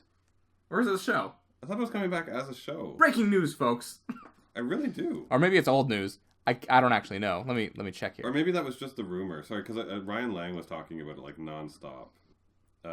In the latest interview, Marvel Studios head Kevin Feige was asked to hypothesize about what he would do with various Disney's properties if they gave him control of anything else. And he was like, I don't need to hypothesize. If they gave me control over anything I wanted, it's happening, it's coming in 2017, and it rhymes with Schmargoyles. That's good to know. Yeah. So there's it's a possible live-action movie or feature-length animated film, but it's happening this year, and it's Kevin Feige. Okay, so Gargoyles, I feel like a perfect candidate because it was already like kind of dark. It was dark in the way that the Batman animated series was. That was kind of like a genre of Saturday morning cartoons, like Gargoyles, and you're right, the Batman, and there were a couple others that kind of ran alongside with that. But it was that slightly more adult cartoon. Teen cartoon. Sure, yeah. It was darker than your average kid's fare. Yeah. You know. But it would translate so much better now, evolving it all the way, right? Because, even if you've never seen it, if you're young and you've never seen Gargoyles, go watch the show. It's a great show. Yeah, great show. Has Keith David as the main gargoyle man. What's his name? Goliath, right. I was going to say Eliath for some reason. But yeah, that was a great show as your kid. And it always felt like it, like, not like I shouldn't be watching it, but it felt a little heavier than I recognized the heaviness of it. I got sad, because episodically, whenever those episodes came up, and suddenly like Desdemona betrayed them all, and something dark happened at the end, and Goliath was possibly going to not succeed, and then the episode ended. I was like, ooh. And the sun rose in the middle of a battle, and they fucking freeze frame in their gargoyle statue, and you're like, nah. Yeah, like I got upset. There was like a whole series of episodes where they kept on fucking losing, and like just never succeeding, and I'm like, no, the good guys always win. And it was my first kind of encounter with like the struggle of the fact that good guys don't always win in a show. Mm-hmm. Like, it was amazing. But it would be so cool to see it come back with a little bit more of an adult twist, like violence. So I don't need it to be like, decapitations and eye stabbing. Yeah, it doesn't need to be pulling hearts out of chests and shit. But like, I want to see these creatures as beasts again, or more than. Sorry, is a better way of putting it. Have these beasts, these monsters, and have that part kind of come. Maybe have like a more feral aspect to the gargoyles, instead of just them being like, we're just like humans, but we have wings and turn to stone. Like the humanization was a little bit like, all right, you're also animals. Like, your eyes light up and you howl. Yes, like at the moon, like a fucking wolf. Don't try to date that human reporter. That's fucking weird. Yeah. Stop it. Did they kiss? They totally must. Yeah, I'm pretty sure they did. I think they kissed. Yeah. Yeah. I'm picturing his wings doing the wraparound thing that he did when he hugs a girl. Yeah. Yeah. Yeah. They've embraced. They're playing around with that concept. That tail. He does have some funky things. It's got a little spade at the end of it. He has a loincloth, so there's not just a smooth Ken doll action going on. That's true. Yeah. I mean, if he did have the smooth Ken doll action, you would have to think that a gargoyle's penis would retract under some sort of flap, much like a turtle, and then come out With, like, a fucking anchor on the end. Spiky anchor. Corkscrew. Yeah, exactly. Yeah, some weird shit. Just writing. Can you mix my drinks for me? So yeah, not quite that far, but I'd love to see Gargoyles come back. Mike, what's on your list? We can't keep going with that one? No. I think I brought it to a logical conclusion. It's a logical conclusion. So one of mine is He-Man. Oh, that's a good pick. Yeah. Yeah. Because there was the 2000-ish reboot that happened. He-Man and the Masters of the Universe. Yeah. You know what I'm talking about. Yes. Yeah. Which was actually really good because, like, obviously the older animated shows can't do what we could do with animation later on. But, totally. Like, his strength as He-Man was always really well communicated, and it actually had some really well choreographed fights in it. Like, anyone who's never seen it, it's not the greatest show in the universe. But it has some great choreographed fight scenes. Now, they took blows like freaking Dragon Ball Z characters and shrugged them off more often. Like, Dragon Ball guys at least got up and were like, ow. The He-Man people were like, oh, that was just like a mountain. He had a battle cat, right? Yeah. Yes. Yeah. I had an action figure of that. But it would be really cool to update it into almost like Conan the Barbarian meets He-Man kind of stage, right? Like the mysticism of He-Man and its story and its lore. Because like the monsters are horrific. Like Trapjaw is like his bottom jaw is missing, and you replace it with a metal. Totally. The thing is, like He-Man's vibe to me is a little goofy. Do you think they take it like seriously, like, or do you think what kind of vibe do they give it? Oh no, I'm thinking like Avatar a little bit, maybe a little bit more about. Oh, so Korra is a good. Sure. Yeah. You know, sure. Where like relationships are real and not just like love is kisses and rainbows. Yeah. You know. Damage and fighting would actually hurt, and you know, like poisons would be poisons, etc. Like I can be on board with this. Yeah. You just curb it a little because like the 2000 version curbed it above an all ages show to a teen-ish show, like a tween show, and then preteen, and then I would just push it just a little further, right? And make it into the all ages, truly accessible by all Avatar kind of level. You know, but you're right; it's too campy to go to Samurai Jack. I want blood and gore. Yeah. Right. But I want the possibility of characters actually dying. You know, I want injuries to be injuries. I want the threat to be a threat. Skeletor could be a very cool threat. Like his face got melted and then it looks like a skeleton. Like let's work with that. He went through like a magic mirror and then like put his arm back out and punched the mirror to destroy it. Yeah. His arm would have just like gotten clipped off, but he didn't. But he survived. Yeah. He's a badass. He's a badass. Animation error be damned. Nah. Nah, He-Man. Yeah, fucking yeah. I just think it's really cool because like the '60s cartoon stuff is coming back, and one of my other ones coming up kind of ties into this. But I want to see that come back in an all accessible way because all that stuff's a little bit too corny, and it's good that it's corny because it should be because that's where it comes from. It's just like at the end of the day, it's about a man who has the power. Yeah, you know. Yes, it is. So like. That would be kind of fun, but then like it ties in the She-Ra. Anyways, it would just be neat to kind of get that update. No, I think that's a neat. Yeah, that's a good pick actually. My next one is Invader Zim. That was already adult. Let Jonan Vasquez go even crazier. Let him do what Nickelodeon would not let him do. Ren and Stimpy level? Let him go do his things that Nickelodeon fucking weirdly banned a lot of shit on that show. They kept insisting that like, no, kids want to see Zim in school. They don't want him in intergalactic space battles or whatever the fuck. Jonan had these like high concept fucking things for Invader Zim going on. I'd honestly just let him do what he wanted to do would be enough for me. But like he did have those storylines where he like ripped out the kids' eyeballs, replaced them with robot eyes, and convinced them that like, well, I gave him better eyes though. And then Nickelodeon execs were like, yeah. Yeah, but what about the one where he kept stealing organs and he like opened his mouth and the organs were like falling out? Yeah, no, even darker. Because I know Jonan has it in him, so I would just want. Just take that even a little bit further. Get creepy territory. I don't know. There's something about Invader Zim that keeping it slightly cute would have kind of still kept working. Oh, it can still be cute. There's a ton of cute shit in there. But just let Jonah's mind fully be free. You know what I mean? I would almost want it to be like I would still rein it back because I know how dark that man can go. Like you want him to dial it back further than it already was? No. So you're saying I'm saying 11. You're saying like 9. Well, if it's currently at 8. Yeah.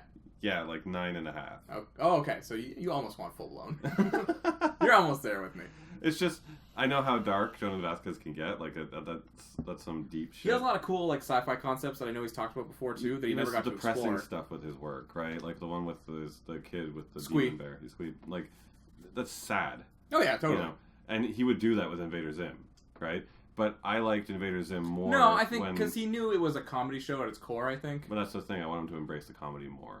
Yeah. I felt like as it got on and some of the episodes were weirder, the weirder episodes were just weird. Totally, just make it dark humor. Just funny stuff. Fuck me up. Fuck my shit up. Just fucking give it to me full force. Like, just make it exactly how it is. Just like, it's half comedy, half weird fucking shit, and just crank it up even farther. I would love to see that. I think the lesson is that Cal just wants more Invader Zim. Yeah, well, I just want more Jonan Vasquez stuff in general. That's true. I don't know what he's doing. I don't know what he's doing. The closest thing right now is Scotty Young with his comic books. Yeah, it really is. I Hate Fairyland. Yeah, I Hate Fairyland, yeah. That's good stuff. It is good stuff. Yeah, Invader Zim. Please bring it back. One of mine that I want to do is, in the spirit of Voltron, since the second season was so good, is actually them to do the exact same thing that they did with Voltron, which is a masterpiece of making corny, stupid cat robots turning into a one-man robot. Mm-hmm. Super Sentai, I believe it's called. Yeah. Somehow fun and cool. Mm-hmm. Like in the end of the last season, I was literally sitting there going, "Go Voltron!" Because I wanted Voltron to win, and I'm like, "Why am I caring about these cat robots again?" Like it was wonderfully done by the team that did Avatar, but I wanted them to do it to Thundercats. Oh my gosh! Yeah. Oh yeah. All right. Thunder. I wasn't hugely into Thundercats personally, but sure, I could see it working. Of what they've done with Voltron. Absolutely, that's like the next in my head. Those two. It never takes itself seriously. Yeah. It's just like cats and stuff, and then it mixes in this like anime humor, and but with a North American edge that actually makes everyone laugh. And like Jed, my partner, is a very serious guy and doesn't watch any of that shit, and he watched Voltron from like episode 1 to the end in one sitting. He was just like, "It's like my childhood, but I'm allowed to like it," Like literally, that was I'm allowed to like it. He was like, "At this age, I'm allowed to like it because they did a good job." So. No, I think that that's a good candidate too. I like your picks so far. Yeah, no, Thundercats. Wow, fucking. I don't think about Thundercats that much. Yeah. Okay, my next one is Avatar. Avatar. Yeah. Oh, well, you wanted the Airbender, the not the blue cats. Yeah, I know, but yeah, that'd be bad. Yeah. No, but you wanted to like do Aang? No. I just want another Avatar series because I don't know if that's ever going to come back at this point with the way they ended relationships.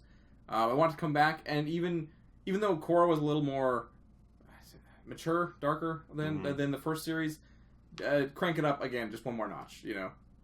Show me an adult Avatar, the brink of his fucking. See, I thought about that as well, and I kind of thought that the dark, constantly depressed, moody Korra was the downside.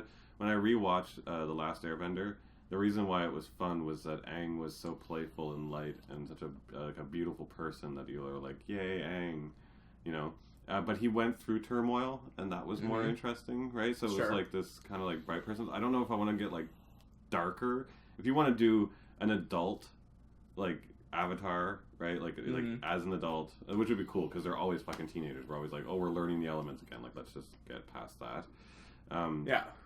And do like an adult Avatar. Yeah, and again, it doesn't have to be like him ripping out hearts with his fucking wind or whatever, Like... No. But I would want more of the humor that was in.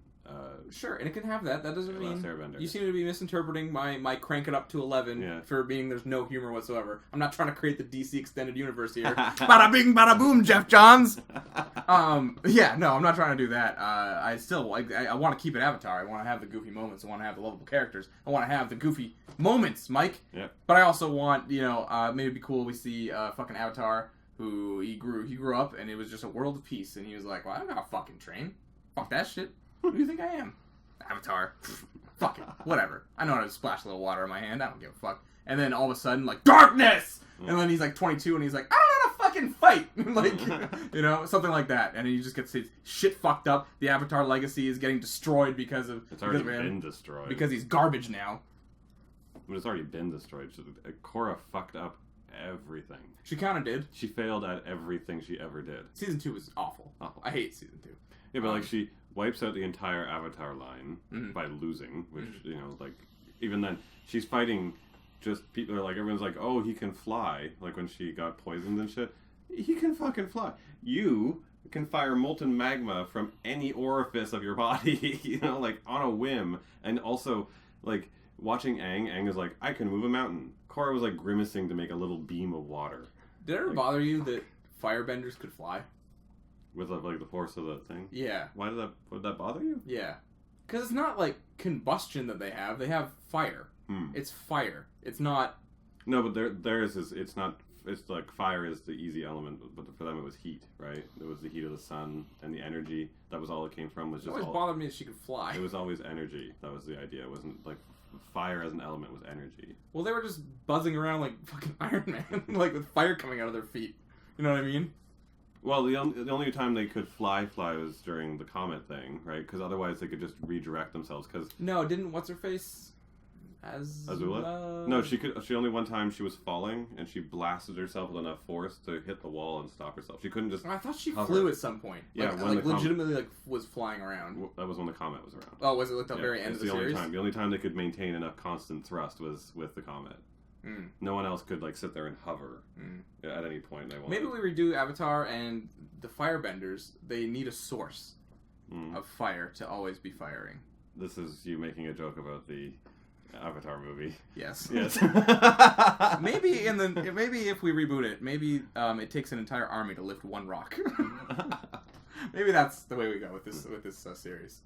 No, I can see what you're getting at. I just want to make sure that like always like the heart of what was originally there was kind of kept. Yes, I'm not getting rid of that. Again, Invader Zim's not going to be like a slasher flick because I want it to be dark. It's going to keep being fucking weird and goofy.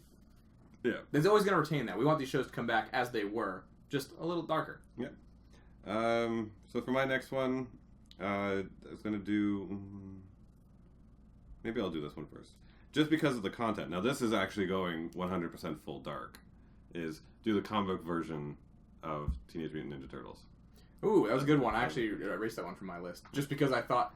I don't know why I was thinking logically with this, but I was like, they'll never do it. And it's something I want, so maybe that's why. Yeah, I think that would be super dope, but... It'd be the perfect forum, because they're never going to do it in a film. They're never going to do it. They never afford to do a live-action Teenage Mutant Ninja Turtles show. But if they were going to do it anywhere, they could do it in a cartoon. Throw it on Netflix or an adult cartoon. Yes. And just go full comic book, like, murder spree Turtles. They've tried to dabble in that occasionally, very, like, loosely. The 2003 show was a little darker than, like, previous attempts at Turtles. And they actually had a film called Turtles Forever that was animated, and they had the original comics Turtles come in. They're all black and white and shit from that universe. It was kind of cool. But yeah, I would totally love to see that. Make it black and white. Yeah. Make it fucking stylized and dark and weird. And if you do the show, so just like the 2003 show that came out, they started off as ninjas. They all, like, hid in the dark and came out and surprised people. Yes. After a while, they just ended up, like, just charging face on to whatever it was. They had a season called Fast Forward where they ended up on a different planet fighting in a fucking alien tournament. That might sound cool because it just sounded cool in my head when I was saying it, but it's god-awful. Yeah. God-awful. They all got versions of their weapons that were just, like, lightsaber versions of their weapons. Yeah. Raphael had, like, a little three-prong lightsaber. Yeah. I know. I was with you. But that's what I mean. Like, don't do the, like, charge up front. Like, they're ninjas. Yeah, keep them ninjas the entire way through. Shadow people. That's when it works. Yeah. It works best when they start exploring, when the turtles start realizing, like, who Splinter was when he was a human. And when, and, like, his past in Japan and stuff, Shit like that always works. What was his relationship with Hirokosaki? Yeah. The Shredder for layman, back in Japan and stuff like that. And they explore things like that occasionally in some of the shows. Like, even the newest show did that. But it was, like, a one-episode thing where, like, Master Splinter, oh my god, he did this, all this stuff, like, oh my... And then next episode, they're like, we're jerking off on pizza. And, like, great. Like, is that what we ordered? Gummy bears? You could probably hit it from across the room. Yeah, no doubt. I'm totally... It's like aiming a rifle. I'm totally down 100% with you to do that. That would be great. Be faithful to the original comics. And it doesn't have to be like hide it from the kids, put it on Netflix, and then have it be like an 8-episode miniseries or something. Yeah, be super dope. Totally. My turn, right? Mm-hmm. This might be a weird one. Sam and Max. Remember Sam and Max? Freelance Police. They also starred in, like, adventure games back in the day. It's a fucking dog detective and a rabbit. Oh, Sam and Max. Yeah. This would be great as an adult. It's Totally. Yeah. It's like an adult comedy, right? Yeah, like tune it up to like Fritz the Cat. Yeah. Oh, maybe not that far. But yes, something like that. Because the detectives, they get to go on wacky, crime scenes and all this shit. They could just have so much potential if you could let them go like a little bit farther. I loved Sam and Max when I was a kid. And it was it was a kid's show right then. But like, yeah, if they could do just a little more. Even their design is already leaning itself. Like Max is the bunny. Yeah. Max's design is kind of in that like 90s grunge thing. Like it already lends itself to a weird 90 or like adult or not adult, but like 14 plus kind of atmosphere. The thing is, I think the original adventure games that they were based on were a little bit like more adulty, but then when they made a cartoon of it, it was pure kids because I'm pretty sure they just saw like two cartoon, a dog and a cat, and they were like, maybe we can make some money off of that. So, but Sam and Max is always cool. They Max and Sam play off each other real well.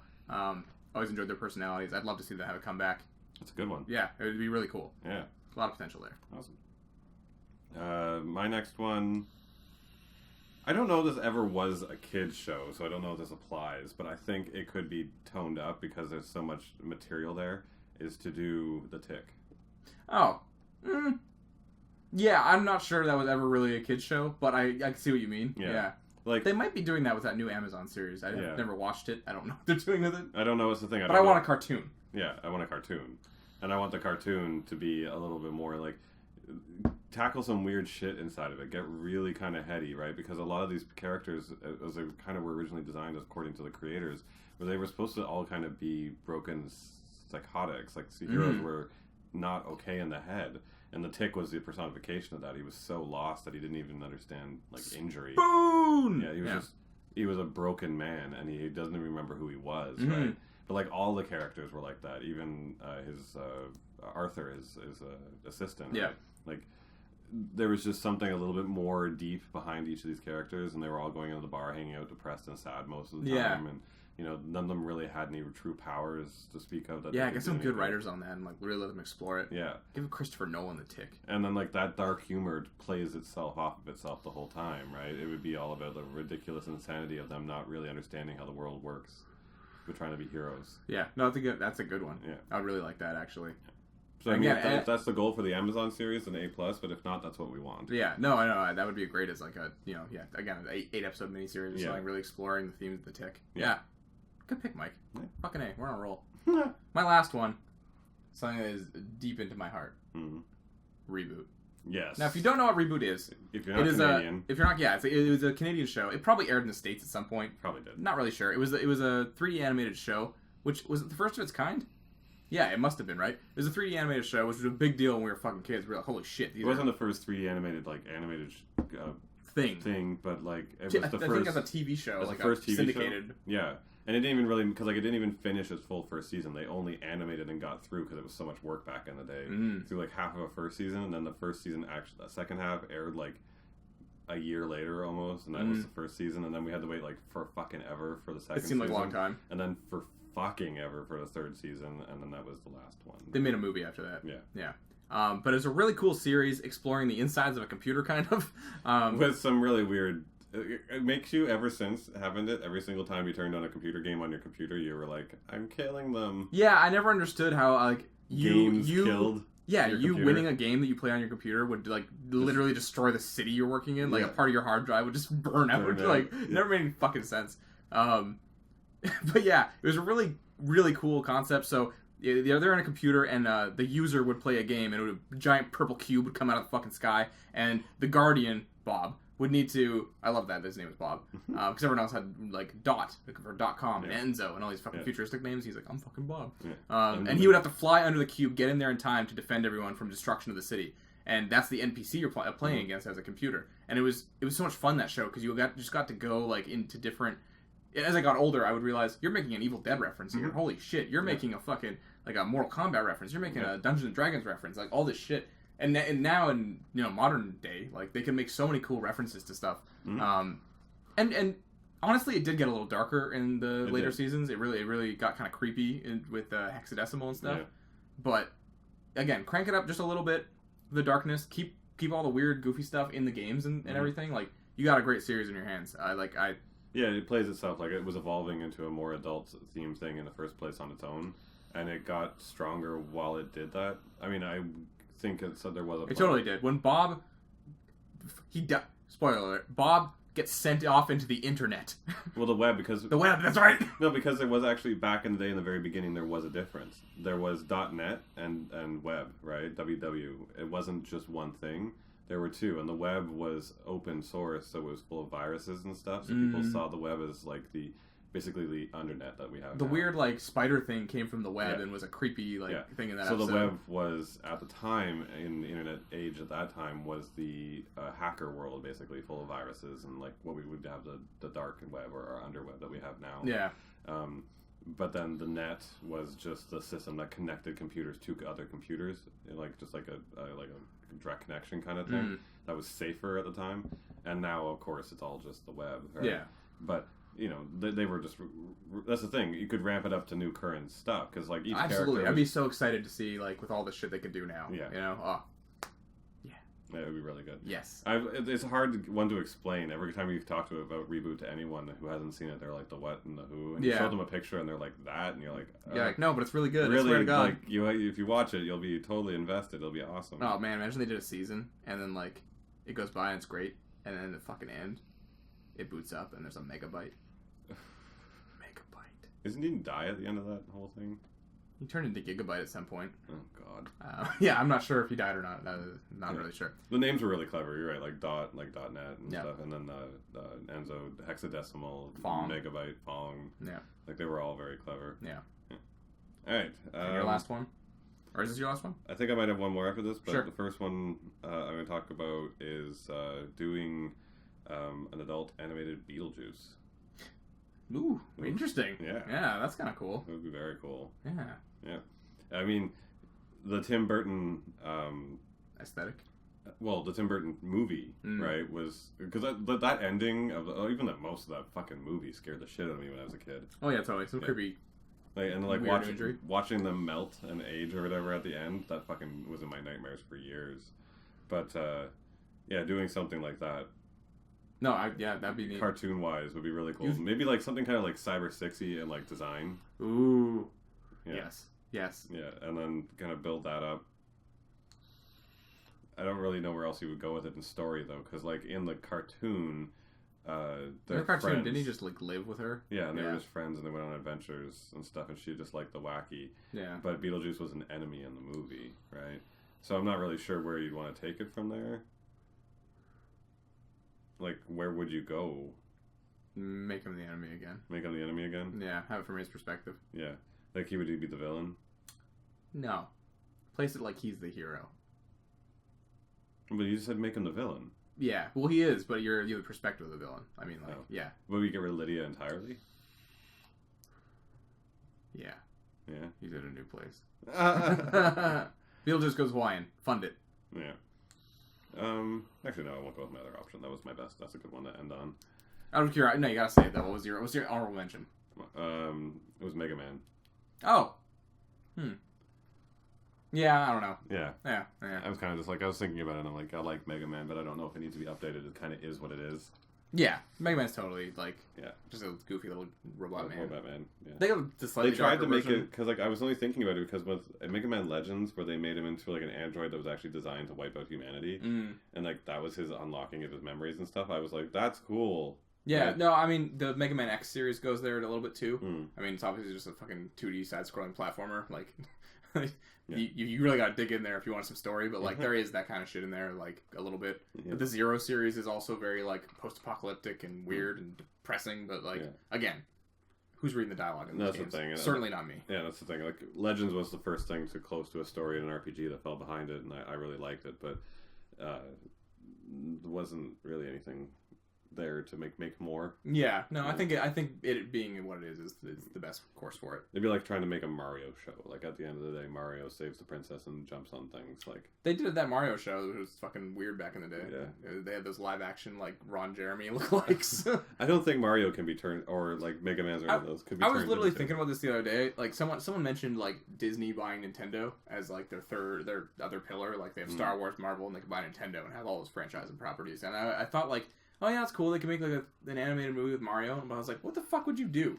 Yeah. Mario's been in a ton of games at this point, but he's just like a fucking blank slate of a character. Yeah, he's not much. And all he does is save the princess. Yeah, I don't know. You turn that into like, what personality do you give him? Yeah. What's his struggle? Wahoo! You know, that's all he does. What's his struggle? Like, what's he battling against? Every princess and every prince has some sort of emotional turmoil they have to try and get through. Yeah, even Link, Legend of Zelda would be a better animated movie. You could do something with that. Whereas like Mario, for as appealing as those characters are, and like how embedded in pop culture they are, like I just don't know what you do with a 3D animated Mario movie. No, it's nothing. So it's the same thing with Mega Man. So I was like, But Beetlejuice would be really cool. Yeah, Beetlejuice could be really cool. Yeah. I got you credit, Mike. Though you had some fucking off the beat like picks there.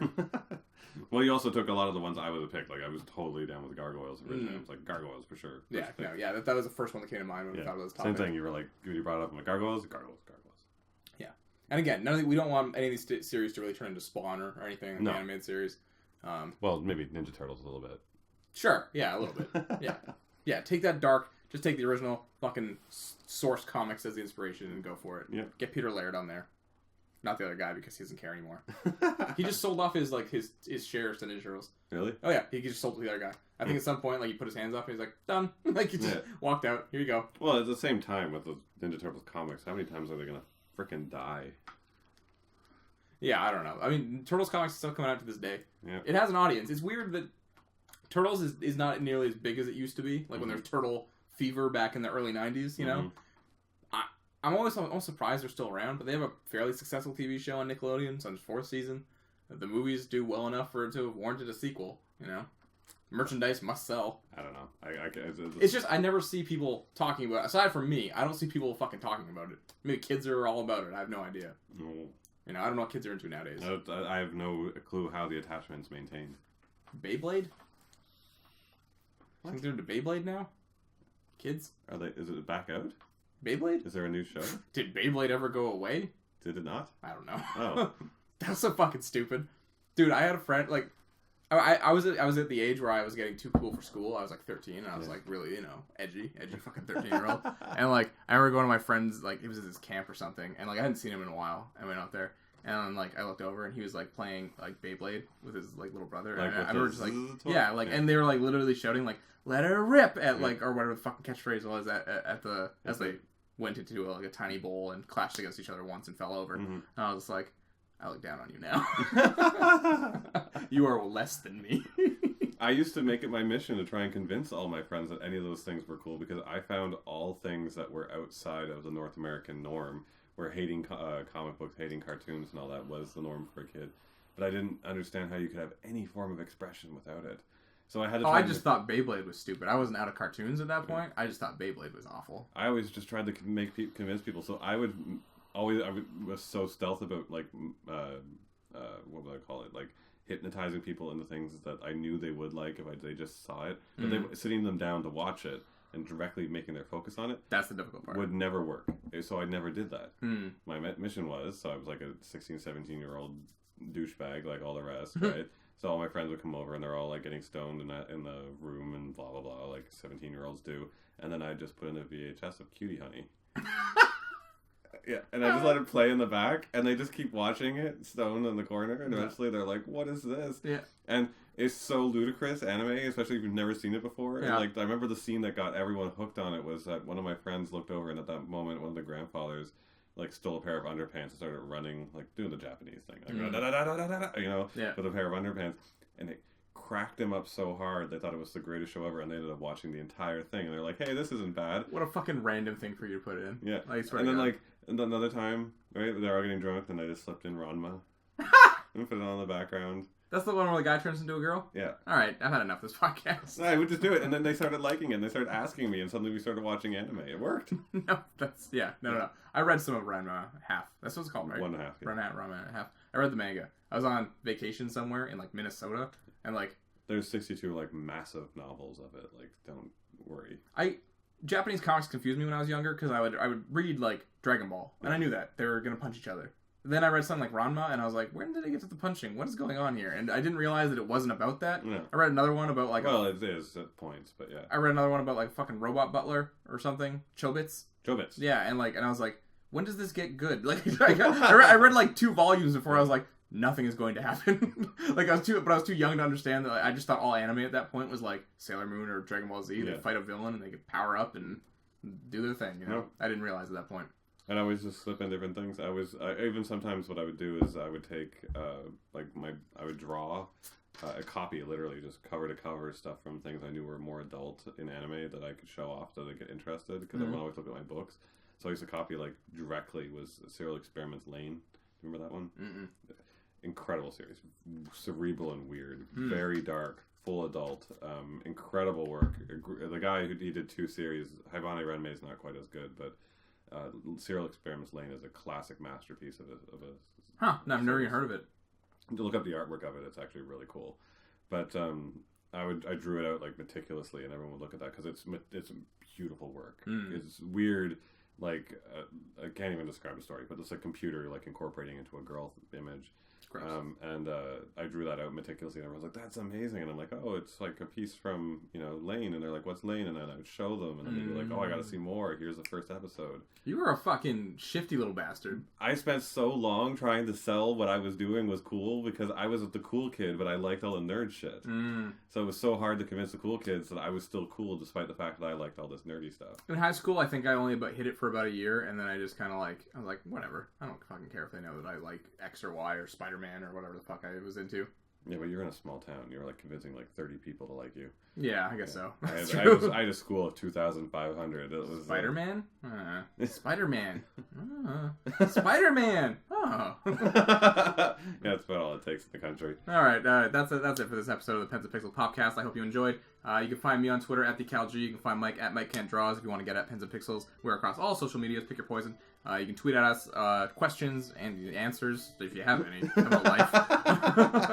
Give us the answers to life. And we have an email address, meetpensandpixels@gmail.com. If there's anything you'd like us to discuss or ask a question, please do so at that address. Yep. And of course, remember to like, share, and subscribe to us on YouTube, SoundCloud, and drop us a rating on iTunes. All of that really helps, and that way we also track to make sure that we know what you guys like. And of course, give us a little round of love on any other outlet that you guys like, Tumblr, etc. We're on everything, but the more that you guys share and spread us around, the more opportunities we have to reach out to more people and create a really fun community. Yeah. You have like no capacity of rhyming off of positivity with you. So like another good joke, you're like. I can't go any better than that, so I have to go the complete opposite.